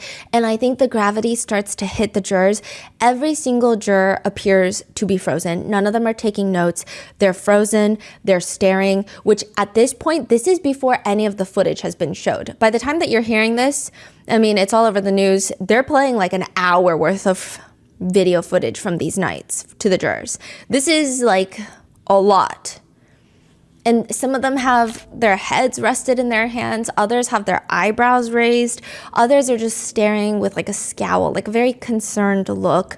There's no audible gasp or reaction. You just see a lot of tension. One juror in particular has their arm propped up on the armrest and their hand is on their forehead. But it's almost like at any moment they're going to scooch it down and cover their eyes. It feels like every person, prosecutor, defense attorney, they're all just looking at the jurors to gauge their reactions. Meanwhile, Combs is frozen the whole time. His eyes are looking at Tenny's notebook, just staring at her documents. It is likely that he was prepped on what to do in this moment, which is exactly this, because I don't think that he's reading anything, registering anything in his mind at this moment. There are other times where he looks at the defense team's notes and he looks like a little kid trying to cheat off of your homework, like he's actually studying them. But at this occasion, he's just staring, but I don't think anything is processing. I think he was told not to look at the jurors at this moment. A lot of these videos of the hotel nights would be rewatched during what Jane calls a movie night. Between Sean and I, we would have these things called movie nights where we would not have an entertainer and we would just watch pornography, or we would watch one of our older tapes or newer tapes, and we would just role play and fantasize, and that's what we called a movie night.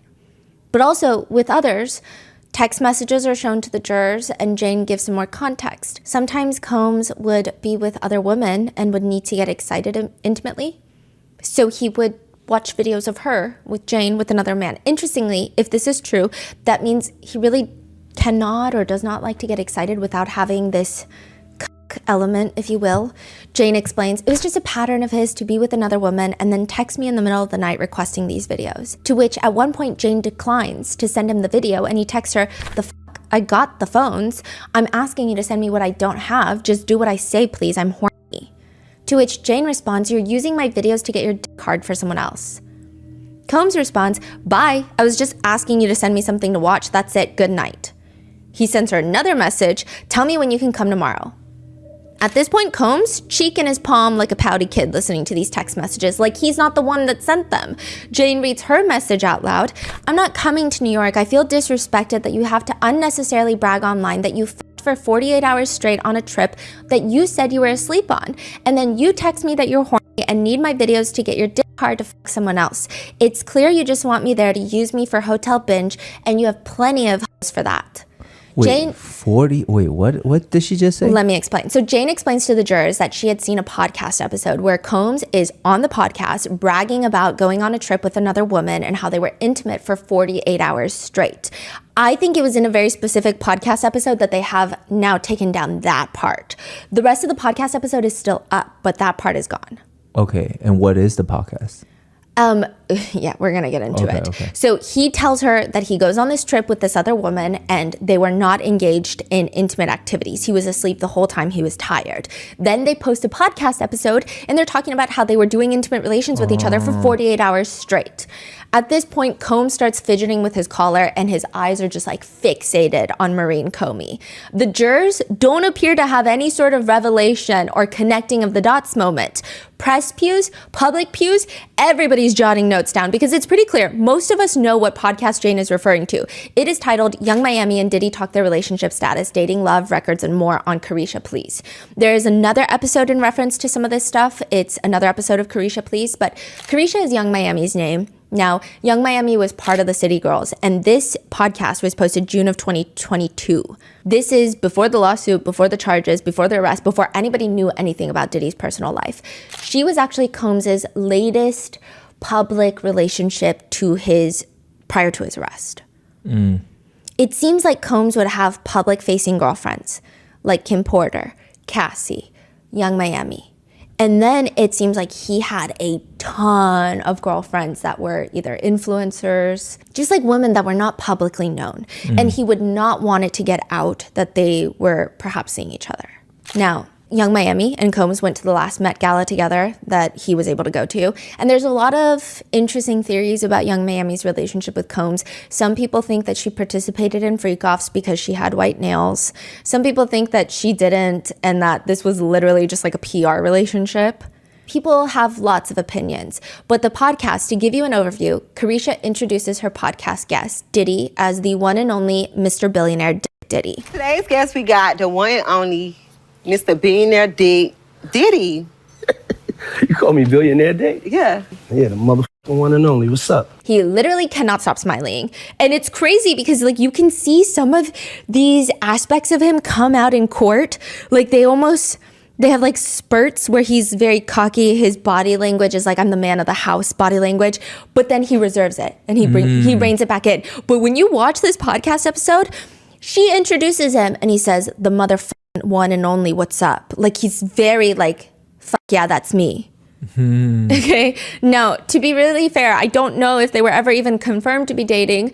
But for example, in the podcast, Carisha asks him, so what the fuck do you have going on? What's your relationship status? Combs' response, I'm single. I'm single, but I'm dating. I'm just taking my time with life. So she's like, so what are we? We date. We're dating. We go and have dates. We're friends. We go to exotic locations. We have great times. We go to strip clubs. We go to church. Church? Church. I'm going to take you to church. Now, mind you, Jane appears to testify that she's watching and listening to this podcast because Combs tells her that their relationship is strictly PR. Oh. Carisha asks in the podcast, do you consider yourself toxic? Would you say you're toxic? I would say that it gets toxic. I'm not trying to be toxic, though. But you are toxic. Yeah. I mean, I think at times, but I'm not trying to give that. Are you a cheater? Combs leans forward, puts his elbows on his knees in the podcast, not in the courtroom. I think that, okay, like a lot of his businessman poses, you'll see it on this podcast. Are you a cheater? Nah, I used to be a cheater. I'm not a cheater no more. Used to be. I'm a truth teller now. Honest. I'm going to give it to you honest. I ain't trying to be lying, ducking, hiding, hurting nobody's feelings, none of that. Which, side note, Carisha also asks in this podcast, missionary or doggy style. He says missionary because he likes to look people in the eyes, which is ironic because multiple of the entertainers have said that he's very dodgy with eye contact. In fact, they are warned ahead of time, to not make eye contact with Combs in the corner. He also tells her that he's going to drop $250K taking her on a shopping spree. $250,000. In a separate podcast, Carisha says that she loves when guys pee on her, which a lot of the comments at the Times were saying things like, her relationship with P. Diddy makes so much sense now. But now, after the trial, people are saying, oh, that is reminiscent of when Cassie was told to be urinated on by the entertainer.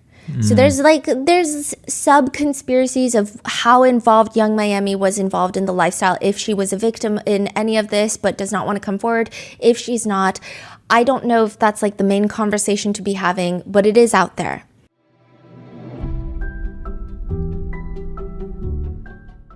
Psst, your payments are showing. But with Apple Cash, your payments are private by default. No public feeds, awkward reactions, or unnecessary payment drama. Apple Cash lets you send cash in messages right in the conversations you're already having. Personally, it's almost always a race with my family and friends to put your card down for dinner and insist that you pay for everyone. However, if it's a meal that's super expensive, or my idea originally to go out, I feel at ease knowing I can always Apple Cash them something privately. With Apple Tap to Cash, you can pay someone next to you without looking up a username or scanning a QR code. Just hold your iPhone near someone else's to send.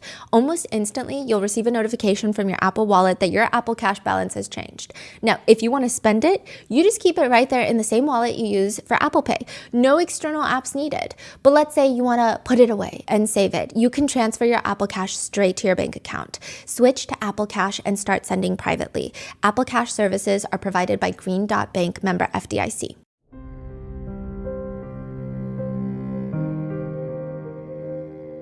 Now, Jane references in the testimony that Combs had said in this podcast, like, you made Papa proud because they went 48 hours on a yacht trip to this exotic location and they were doing it for like 48 hours straight. It's not in the original podcast anymore. We did try to spend some time looking for it, but I don't know if it's necessarily that pertinent. Now, the podcast interview, what did Sean say on that podcast interview? Jane responds, on the podcast interview, he was bragging about how he had intimate relations for 48 hours straight. When he has told her, quote, he was saying that there was no sex involved during this trip, that it's not like that, it wasn't a big deal, and it was just a quick turnaround trip and just kind of downplayed the whole thing. Combs starts shaking his head no at this point. Jane explains that Combs promised her that she was going to have this exact same yacht trip. But after a 2-day hotel night, they were so tired that all they did afterwards, they didn't go on the yacht. They just rest, sleep, recover. He keeps promising all of these things, and then he hangs a hotel night over her head, and then when they're done, he doesn't follow through. Then a few weeks later, he takes, allegedly, Young Miami on another yacht trip.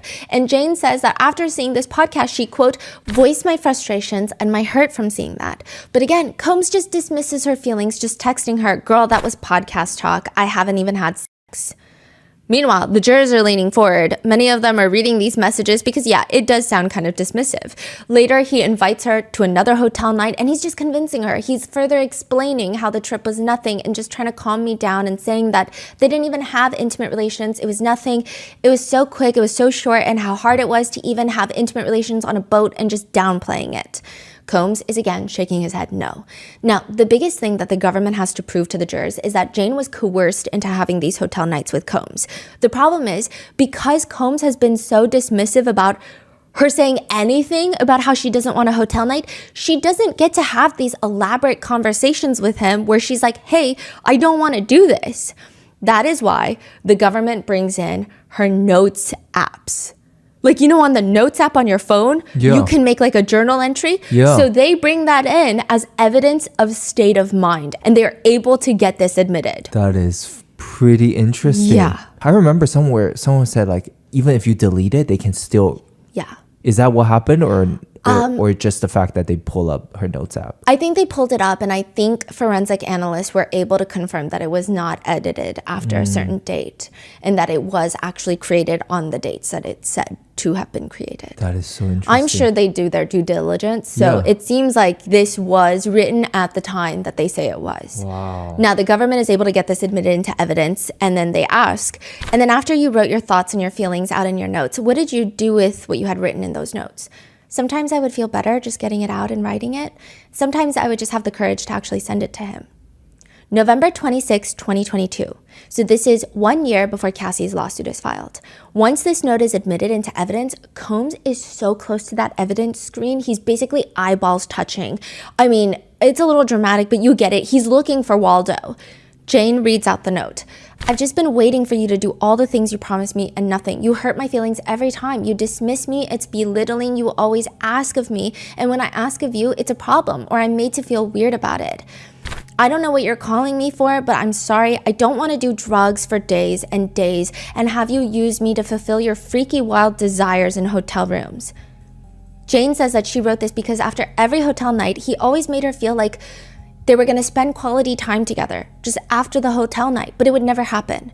Jane says that she wrote this in her notes app because she doesn't have the courage a lot of the times to even text most of this to Combs. Then another one from December 12th, 2022. Even with this one, Combs is like all the way leaning in, reading this message. And he kind of gives himself a self-hug. His right arm is on his left shoulder, and you can see his fingers tapping with each word that Jane is saying of the notes. Jane reads, but for what? You want to call me for what? You gonna ask me to come over to put you to bed because you were partying with another girl the night before? Ask for foot rubs and sleep until the next day to take another girl on a date? Or ask me to come over because you want escapism or debauchery? Keep me up for 3 days straight and then send thousands of roses and cars and jewelry and private island trip date nights for someone else and leave me to clean up my house and recover alone? I'm done being used by you. You are hurtful and damaging for me. I have to pull away from you because you have just crossed too many lines. You want me to call you for what? So you can convince me to come over around you and what? Put you to bed and give you foot rubs because you were fucked up from partying with whoever the night before? Have me just sit there while you're calling, texting, FaceTiming, and sending voice notes to other girls? Or have me locked up in my hotel or trash my house for a 3-day dirty escapism binge? Have me do all of that just to turn around to leave me and clean up and recover on my own while you buy thousands of things for other women? I'm done being used by you. I don't feel good around you and I need to stay away from you. Side note, sometimes the hotel nights would be at Jane's house. So she would have to clean up all of it by herself.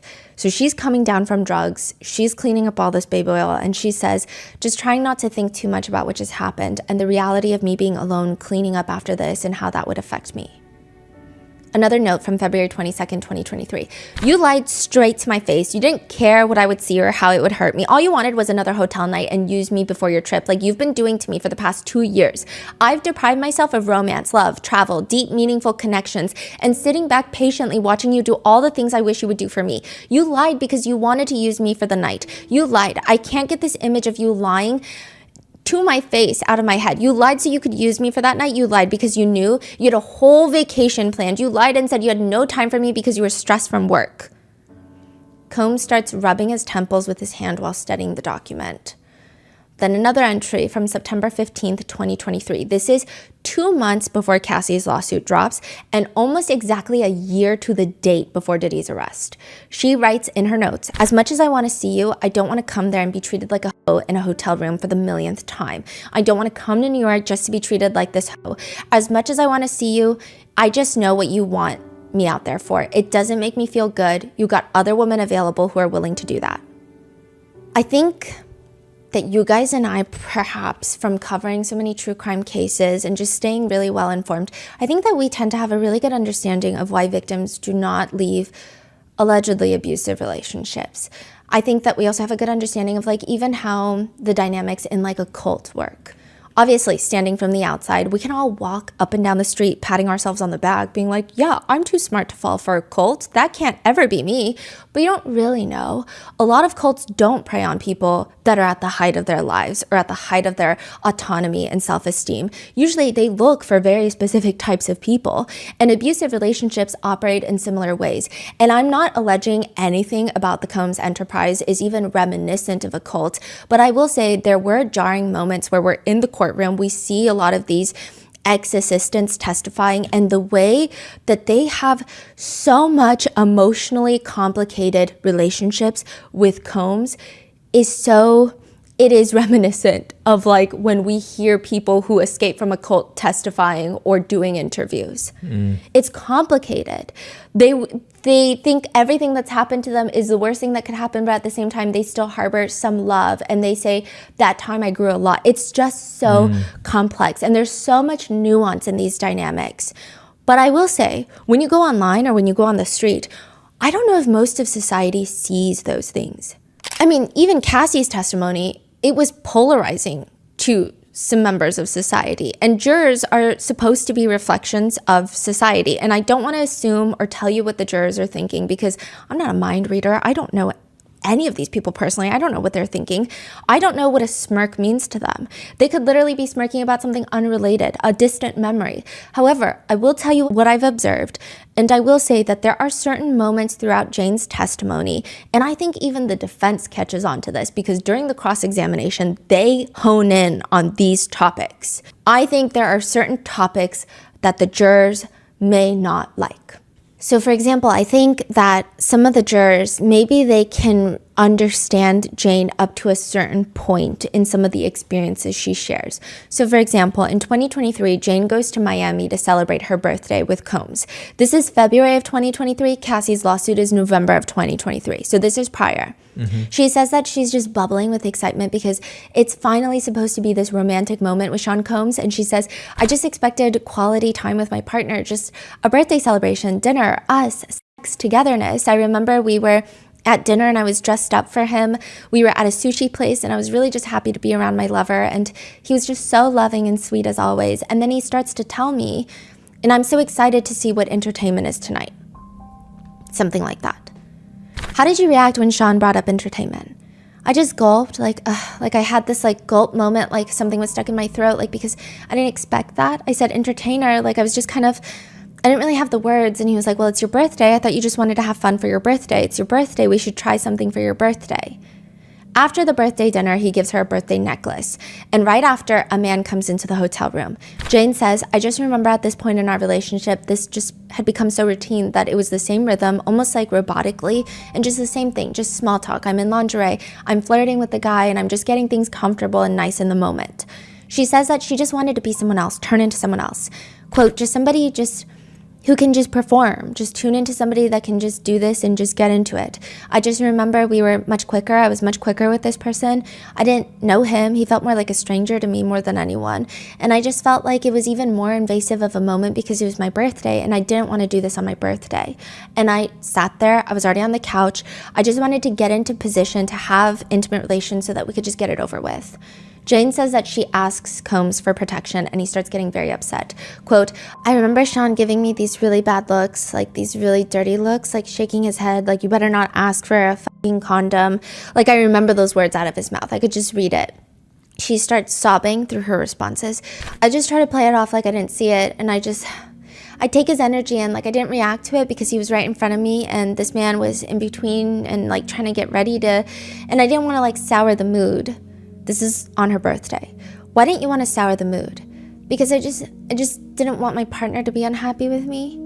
Combs grabs her protection, hands it to them, and the man starts having intimate relations with Jane. But Combs is not having it. She says he hated it. He was just like walking away. He was so disinterested. Even while this was happening, he just seemed so disappointed in what was happening, and it just made me feel really, really bad. I just wanted it to be over. The man leaves. Jane thinks it's over now. They end up switching to a different hotel room, like a hotel suite, bigger. And what happened when you got to the bigger suite? I remember he shifted his energy. He was more loving. He was celebratory. He had a surprise for me at the table of that suite, and it was cake, flowers. I think there was another bracelet and just drinks and balloons, and he made that suite look really nice for me when we got there. After that, we just had a bit of rare alone time, and then I don't even know how, I don't even remember, but then Cabral comes. I remember when Cabral came, it was just hours and hours of that. Hours and hours of what, Jane? Intimate relations, foreplay, pleasing, just doing so much, just doing all of it. I don't even know how long Cabral was there. I don't know if it was multiple rounds. I don't know. But by the time he left, it was morning. After Cabral left, what, if anything, do you remember Sean saying to you? That Dawn was coming? How did you react when you heard that Dawn was coming? I reacted like it was nothing, but inside I hated it. Why did you react like it was nothing if you hated it?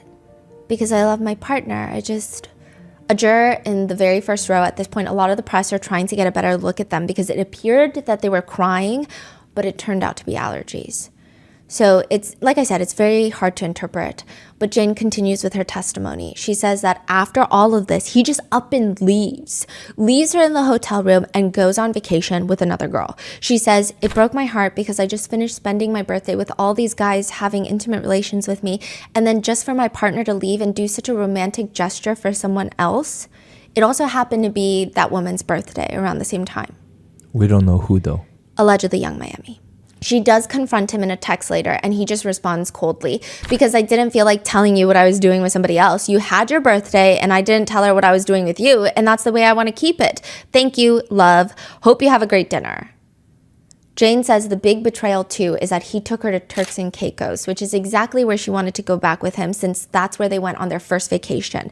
She texts him about how hurt she is, and he just responds, you look like you had a great party, and we had a good time. Stay in the light.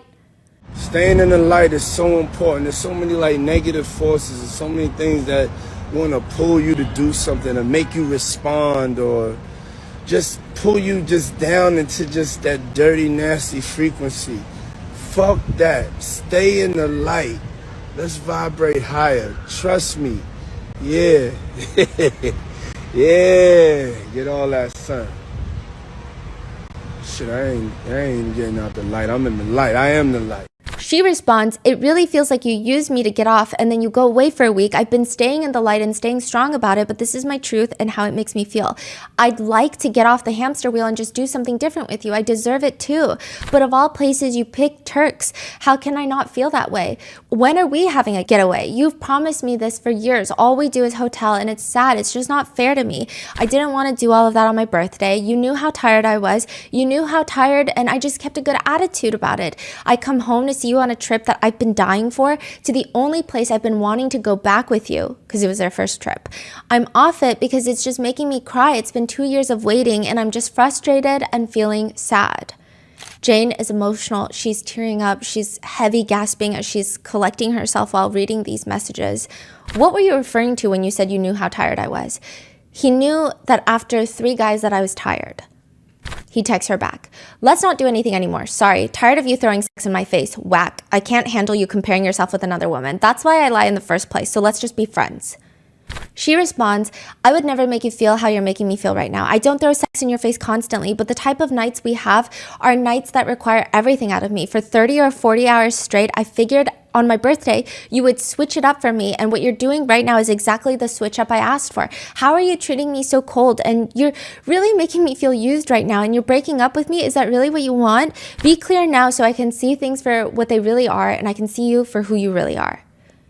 He doesn't respond and she texts, I feel terrible right now. I have been nothing but patient, no headaches, no stress, give you whatever you want, whenever you want it. I don't stress you about anyone or anything. I show up when you want and how you want it. You're the only man in my life and you're the only man in my life and I don't entertain anybody else.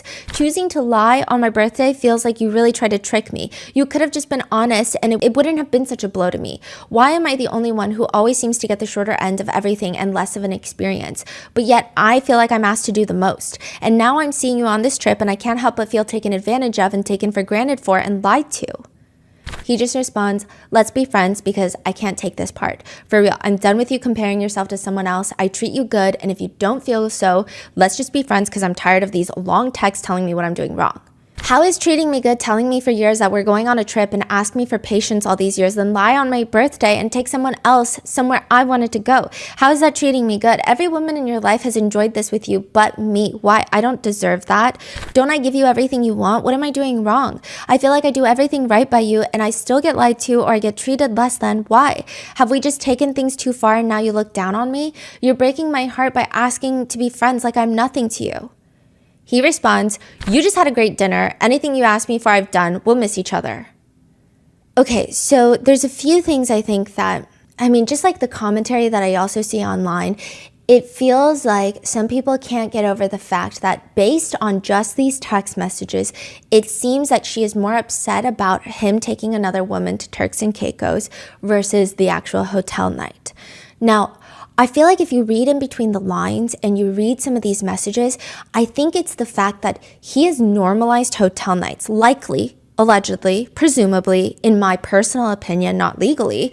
Maybe he has normalized to her, hotel nights are normal. This is like Hollywood life. This is what we do. Mm-hmm. And anytime she brings up that she doesn't want to do it, he's kind of shutting her down to make her feel like, oh, this is just what happens, perhaps, and convinces her, perhaps even coerces her into these types of environments. And she's hurt because it's dawning on her that maybe hotel nights are not normal. Like maybe she's being coerced into doing something that's not normal and it shouldn't be normalized. That's kind of what I think is happening. And I will say that there are lots of misconceptions about sex trafficking. I think when this word keeps coming up during the trial, people envision girls being kidnapped at a Target, put into a trunk, sold on the dark web, and kept chained up somewhere. And I do think that that does absolutely happen. A great majority, however, of sex trafficking is more psychologically binding than physically. Sex traffickers will typically start off by dating their victims. That's exactly, okay, so this is how I feel, Yes. right? I feel like what's missing from this whole thing is throughout these hotel nights, he is this person that's keep on luring her back with his charisma, like making promises, being romantic. And then she's always caught very off guard at the very last minute. Like, Yes. oh, that's still what you want. But even though this happened over and over, he's still charming her back into his arms. And I think there's additionally on top of that, there's other elements of the sex trafficking of, let's say you meet someone on the internet and they are a sex trafficker. The way that they get their victims is to romance them, get them to fall in love, and then ease them into believing that sex work is a good idea.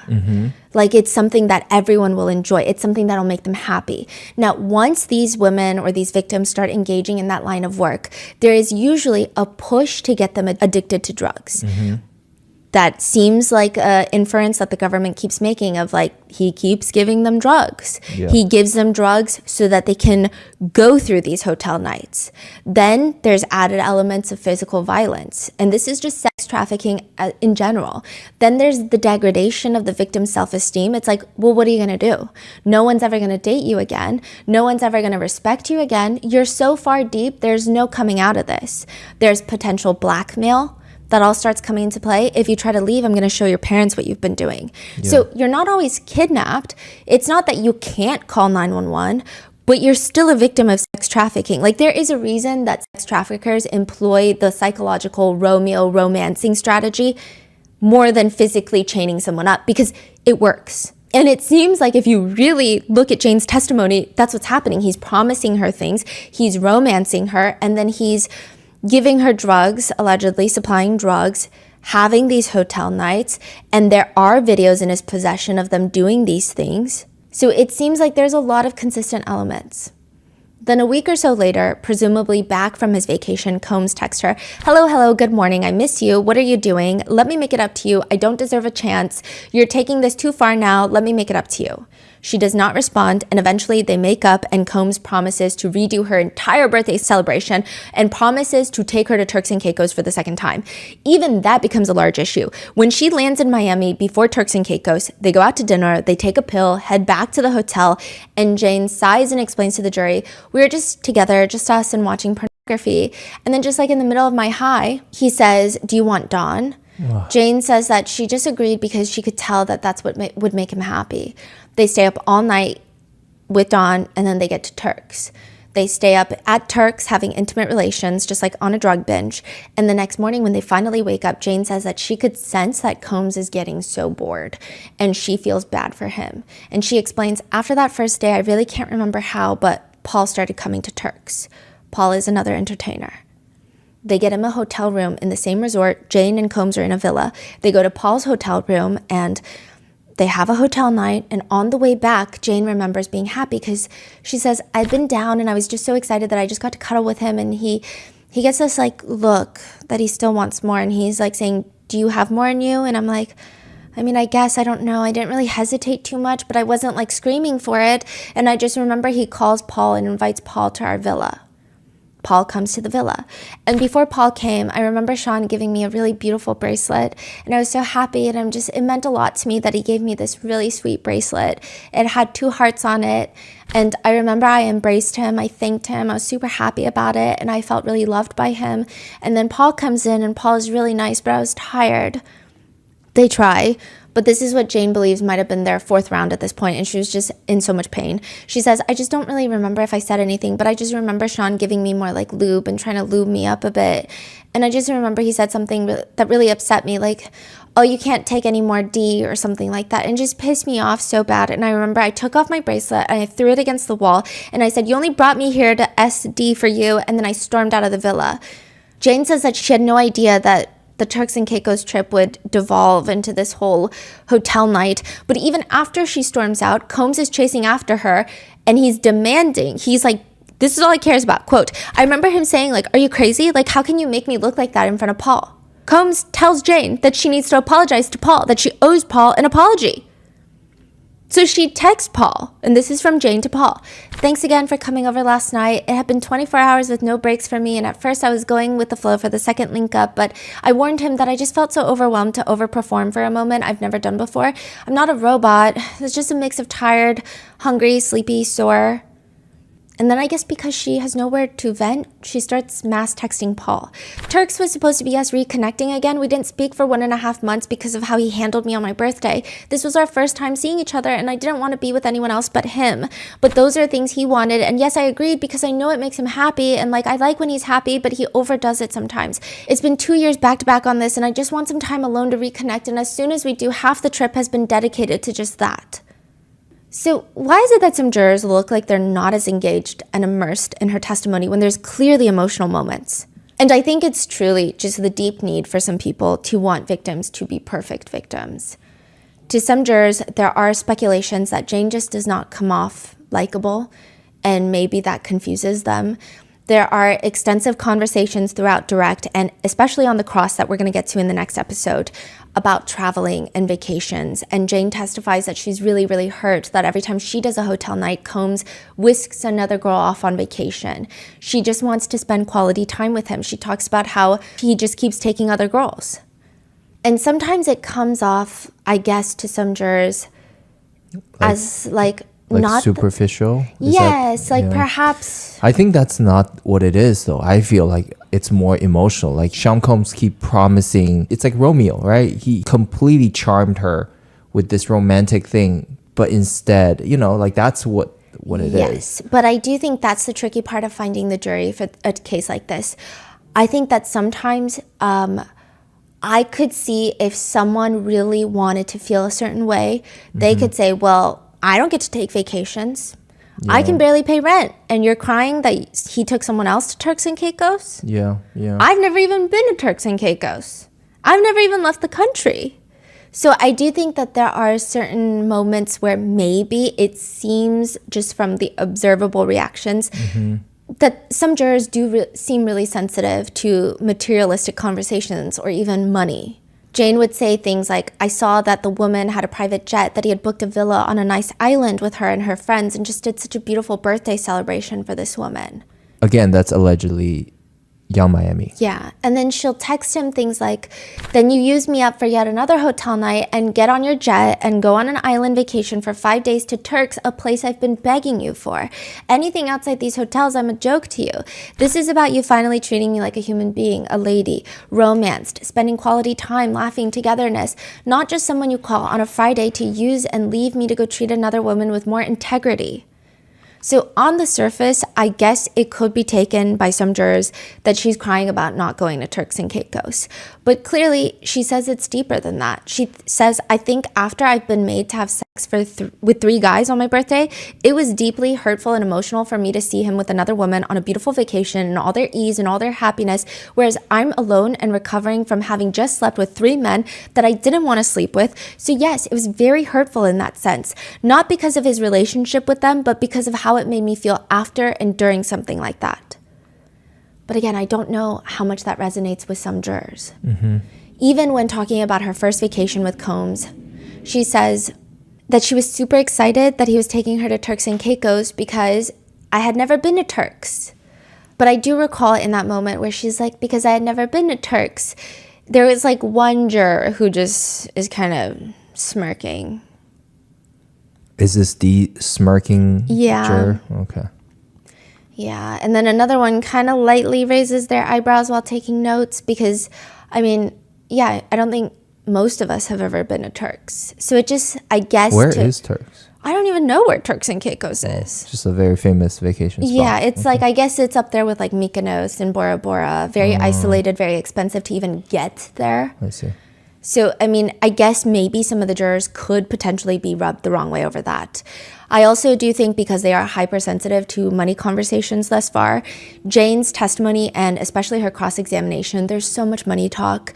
Jane talks about how one of the bigger wires that she receives from Sean Combs is $20,000. And it's because she had just moved into a new house and she needed furniture, which that's a lot of money for furniture.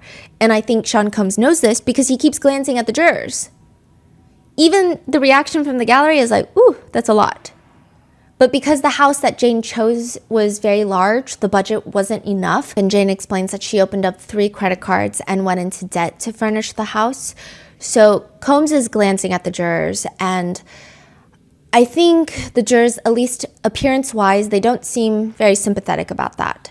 Side note, there's also a lot of emphasis later on the fact that Combs pays for Jane's rent, which is $10,000 a month, which is a lot. Now, in another part, Jane says that she asked Combs for more money for the house because, quote, I needed more money to create like just comfort in the house. It was really sparse. Combs is staring at the jury like, are you hearing this? She wants furniture, so she deserves this. Like, clearly, he's not saying it, but it just, that's the look that it's giving. And it's very interesting at which times he glances at the jurors with that much confidence. And it's always around these like money conversations, especially during Jane's testimony. Now, something that I just want to put into perspective, I think when the jurors hear $10,000 a month, it's a lot of money. I think when any of us hear that, it's a lot of money. However, just to give you an idea, in March of 2023, Combs was reportedly worth close to $740 million, which means $10,000 a month to him is 0.001351% of his total wealth. So if you compare that with the average American's net worth, the equivalent would be like spending $2.61. $2.61. So it's, I mean, yeah, it's a lot of money, but to him, it's no money at all. I mean, to give you even more perspective on this, the average American spending $10 would be the equivalent of Sean Combs spending $38. That's almost 4 months. And he's spending what feels like to us like $10. But I do think that aside from that, sometimes the text messages, I can see maybe how it's difficult for some jurors perhaps to listen to. Jane even mentions that she's asking Sean Combs for money because, quote, because I was just home in this big house with no furniture and I still wanted to get furniture around this time just to take up a bit of my time. The defense will later bring up another text message thread from Jane to Combs where she texts, "Baby love, do you think you could send me something for my birthday festivities, please? Just want to get a few things in time and also lock in my friends and family dinner that I would love to do. Let me know. Thank you. I love you so much." Jane says that year, Combs pays for her birthday dinner with all of her friends, but she also uses the money that he sent over to get a few things. What kind of things did you need for the birthday dinner? An outfit. I wanted to cover the bill for me and my friends and just try to have a happy moment in a sad time. How much did you ask him to send you? 15,000? And that would cover all the outfits and the whole birthday? Yes. Again, it just seems like maybe it's not going to be perceived overwhelmingly positively. And there is another moment where the actual courtroom does not seem to have a good reception at all, because Jane tells Prosecutor Comey that she wants to start an OnlyFans, that she wanted to start this early on in her relationship with Combs. And once the first time she mentions OnlyFans comes up, there's like a from the gallery. There's literally, I distinctly recall a scoff. But also, even Combs has his chin all the way up. He stretches it like he just woke up from a cat nap and then back down as she brings up OnlyFans. And Jane is describing, I remember at the time that was when OnlyFans really started to emerge, I told Sean that one of my model girlfriends had been really lucrative on the website. And once I started saying OnlyFans, I remember he was kind of giving me this energy, like very hesitant and like, no. Jane says that she would have only done bikini, lingerie, implied nudity. At one point, Tenny turns to Mark Agnifilo while she's talking about OnlyFans, and they're whispering together, and all I see is Tenny is full teeth smiling, because I don't think the jurors are liking this. And how much money did you tell Sean you understood you could make if you created an OnlyFans? I just remember my girlfriend told me that she had made $4 million that year, and I just knew that if I had joined at that time, it would have been really lucrative for me. But she didn't, because she didn't want to make Combs upset with her. So she doesn't join OnlyFans until 2024. Comey asks her, I want to focus again on January of 2024. How are your finances doing? They were starting to pick back up because I decided to make an OnlyFans. So a few of the jurors' heads, they're whipping from Comey to Jane. Why did you decide to do that? I just wanted to reclaim my independence. And what kind of content did you create? I created lingerie, swimwear, implied nudity, those kinds of things. You said implied nudity. What is that? Where you have your hand on your body and just like in like a sexy, suggestive way, but you're not nude. She does not create content with others, just alone, and this is January of 2024. She says, I just want to be independent. I just want to stay on my own 2 feet. My decision to join the website was truthfully because it was something that I needed. If I could get off that website, I would. I do think the OnlyFans conversation constantly was something that the jurors, I felt, did not react positively towards, because we still live in a society. And it seems, even when you go online, some people think that Jane did this because she wants luxury items. She wants vacations, private jets. Others think that she did this because she knows who Diddy is and she was starstruck and she wanted to be the next Cassie. Others say she did this because she was coerced, perhaps even through love. I will say there is an audio clip that's played to the courtroom, and it's of Combs and Jane, and they are just like, they're having a date. Combs is smooching Jane. Like you hear like nonstop, just kissing noises, and she's giggling uncontrollably. And he's saying things like, I love this right here. And he says, we were both in a low funk, but in a dark hole, Jane came to save him. And she is giggling out of her mind. I don't recall the last time I or anyone in my vicinity has giggled like that. What kind of video? Like, it's just like an audio clip. Oh. I guess there is a video played to the jurors, but we just hear the audio. Oh. And she just sounds like a love-struck teenager. Mm-hmm. It's not even like something is so funny. Like, you know when you're dying uncontrollably laughing because something is hilarious? Mm-hmm. It's not that. It's a very specific giggle that I think like really you only experience maybe in your like teenage years when you first fall in love, like ever you fall in love, like your first love. It's like that level of giggle. She just sounds like she's drunk on love. Like truly, I don't recall hearing anyone giggle like that before. And I think it made a lot of people confused in the courtroom. The whispers in the hallway, people are confused. Like, what does this mean? Was she coerced? Was she coerced and she just loves him too much? Is it something else? And if it already isn't confusing enough with Jane's testimony. And I'm not saying it's confusing for me. I'm just saying it's confusing for a lot of people for different reasons. I'm just stating that. But there is a new element that I will say even I was confused by. Comey wants to talk about the day that his homes get raided by HSI. Agents come over to Jane's door and they also leave a card. Jane does not call them back. She calls Combs. Combs doesn't pick up. She calls his security and tells him, I said that agents were at my home and they left a card. And he said, okay, I'm going to get you Sean's lawyer. She meets up with Sean's attorneys, Mark Agnifilo and Tenny Garagos. But she also ends up getting her own attorneys later that are paid for by Sean Combs.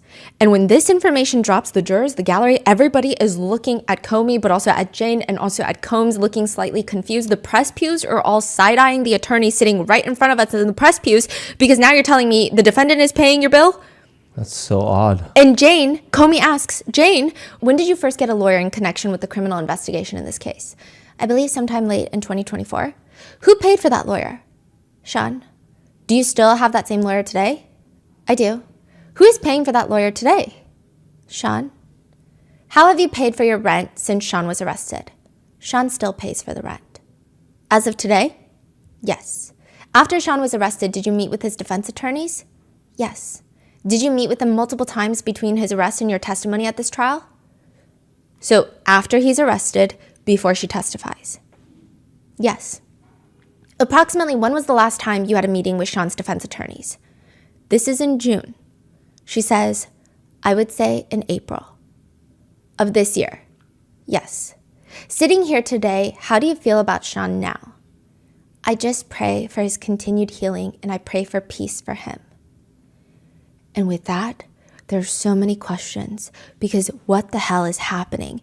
And why at the end of her direct and at the end of her cross-examination, when she finally gets off the witness stand after a week of doing this, why does she both, on her way out, she stops by the prosecutor's table, seems to hug Comey, then walks towards the defense table and hugs Tenny Garagos. Like what kind of hug? It's like a lean down, Side like hug? a hug. What does any of this mean? We're going to find out in part 2 of Jane's testimony that will be up in a few days. So with that being said, we are gearing towards the end of this trial very quickly. I think that after that video, there's a whole Kanye lore video. And then I honestly think we're going to get a verdict sooner rather than later. The defense said that their case in chief will probably take like maybe a week. And then there will be deliberations. So what are your thoughts on this? Do you think that Jane's testimony, because it seems like they saved up the testimonies. I think Cassie had to testify first because she was heavily pregnant and she did give birth like right after.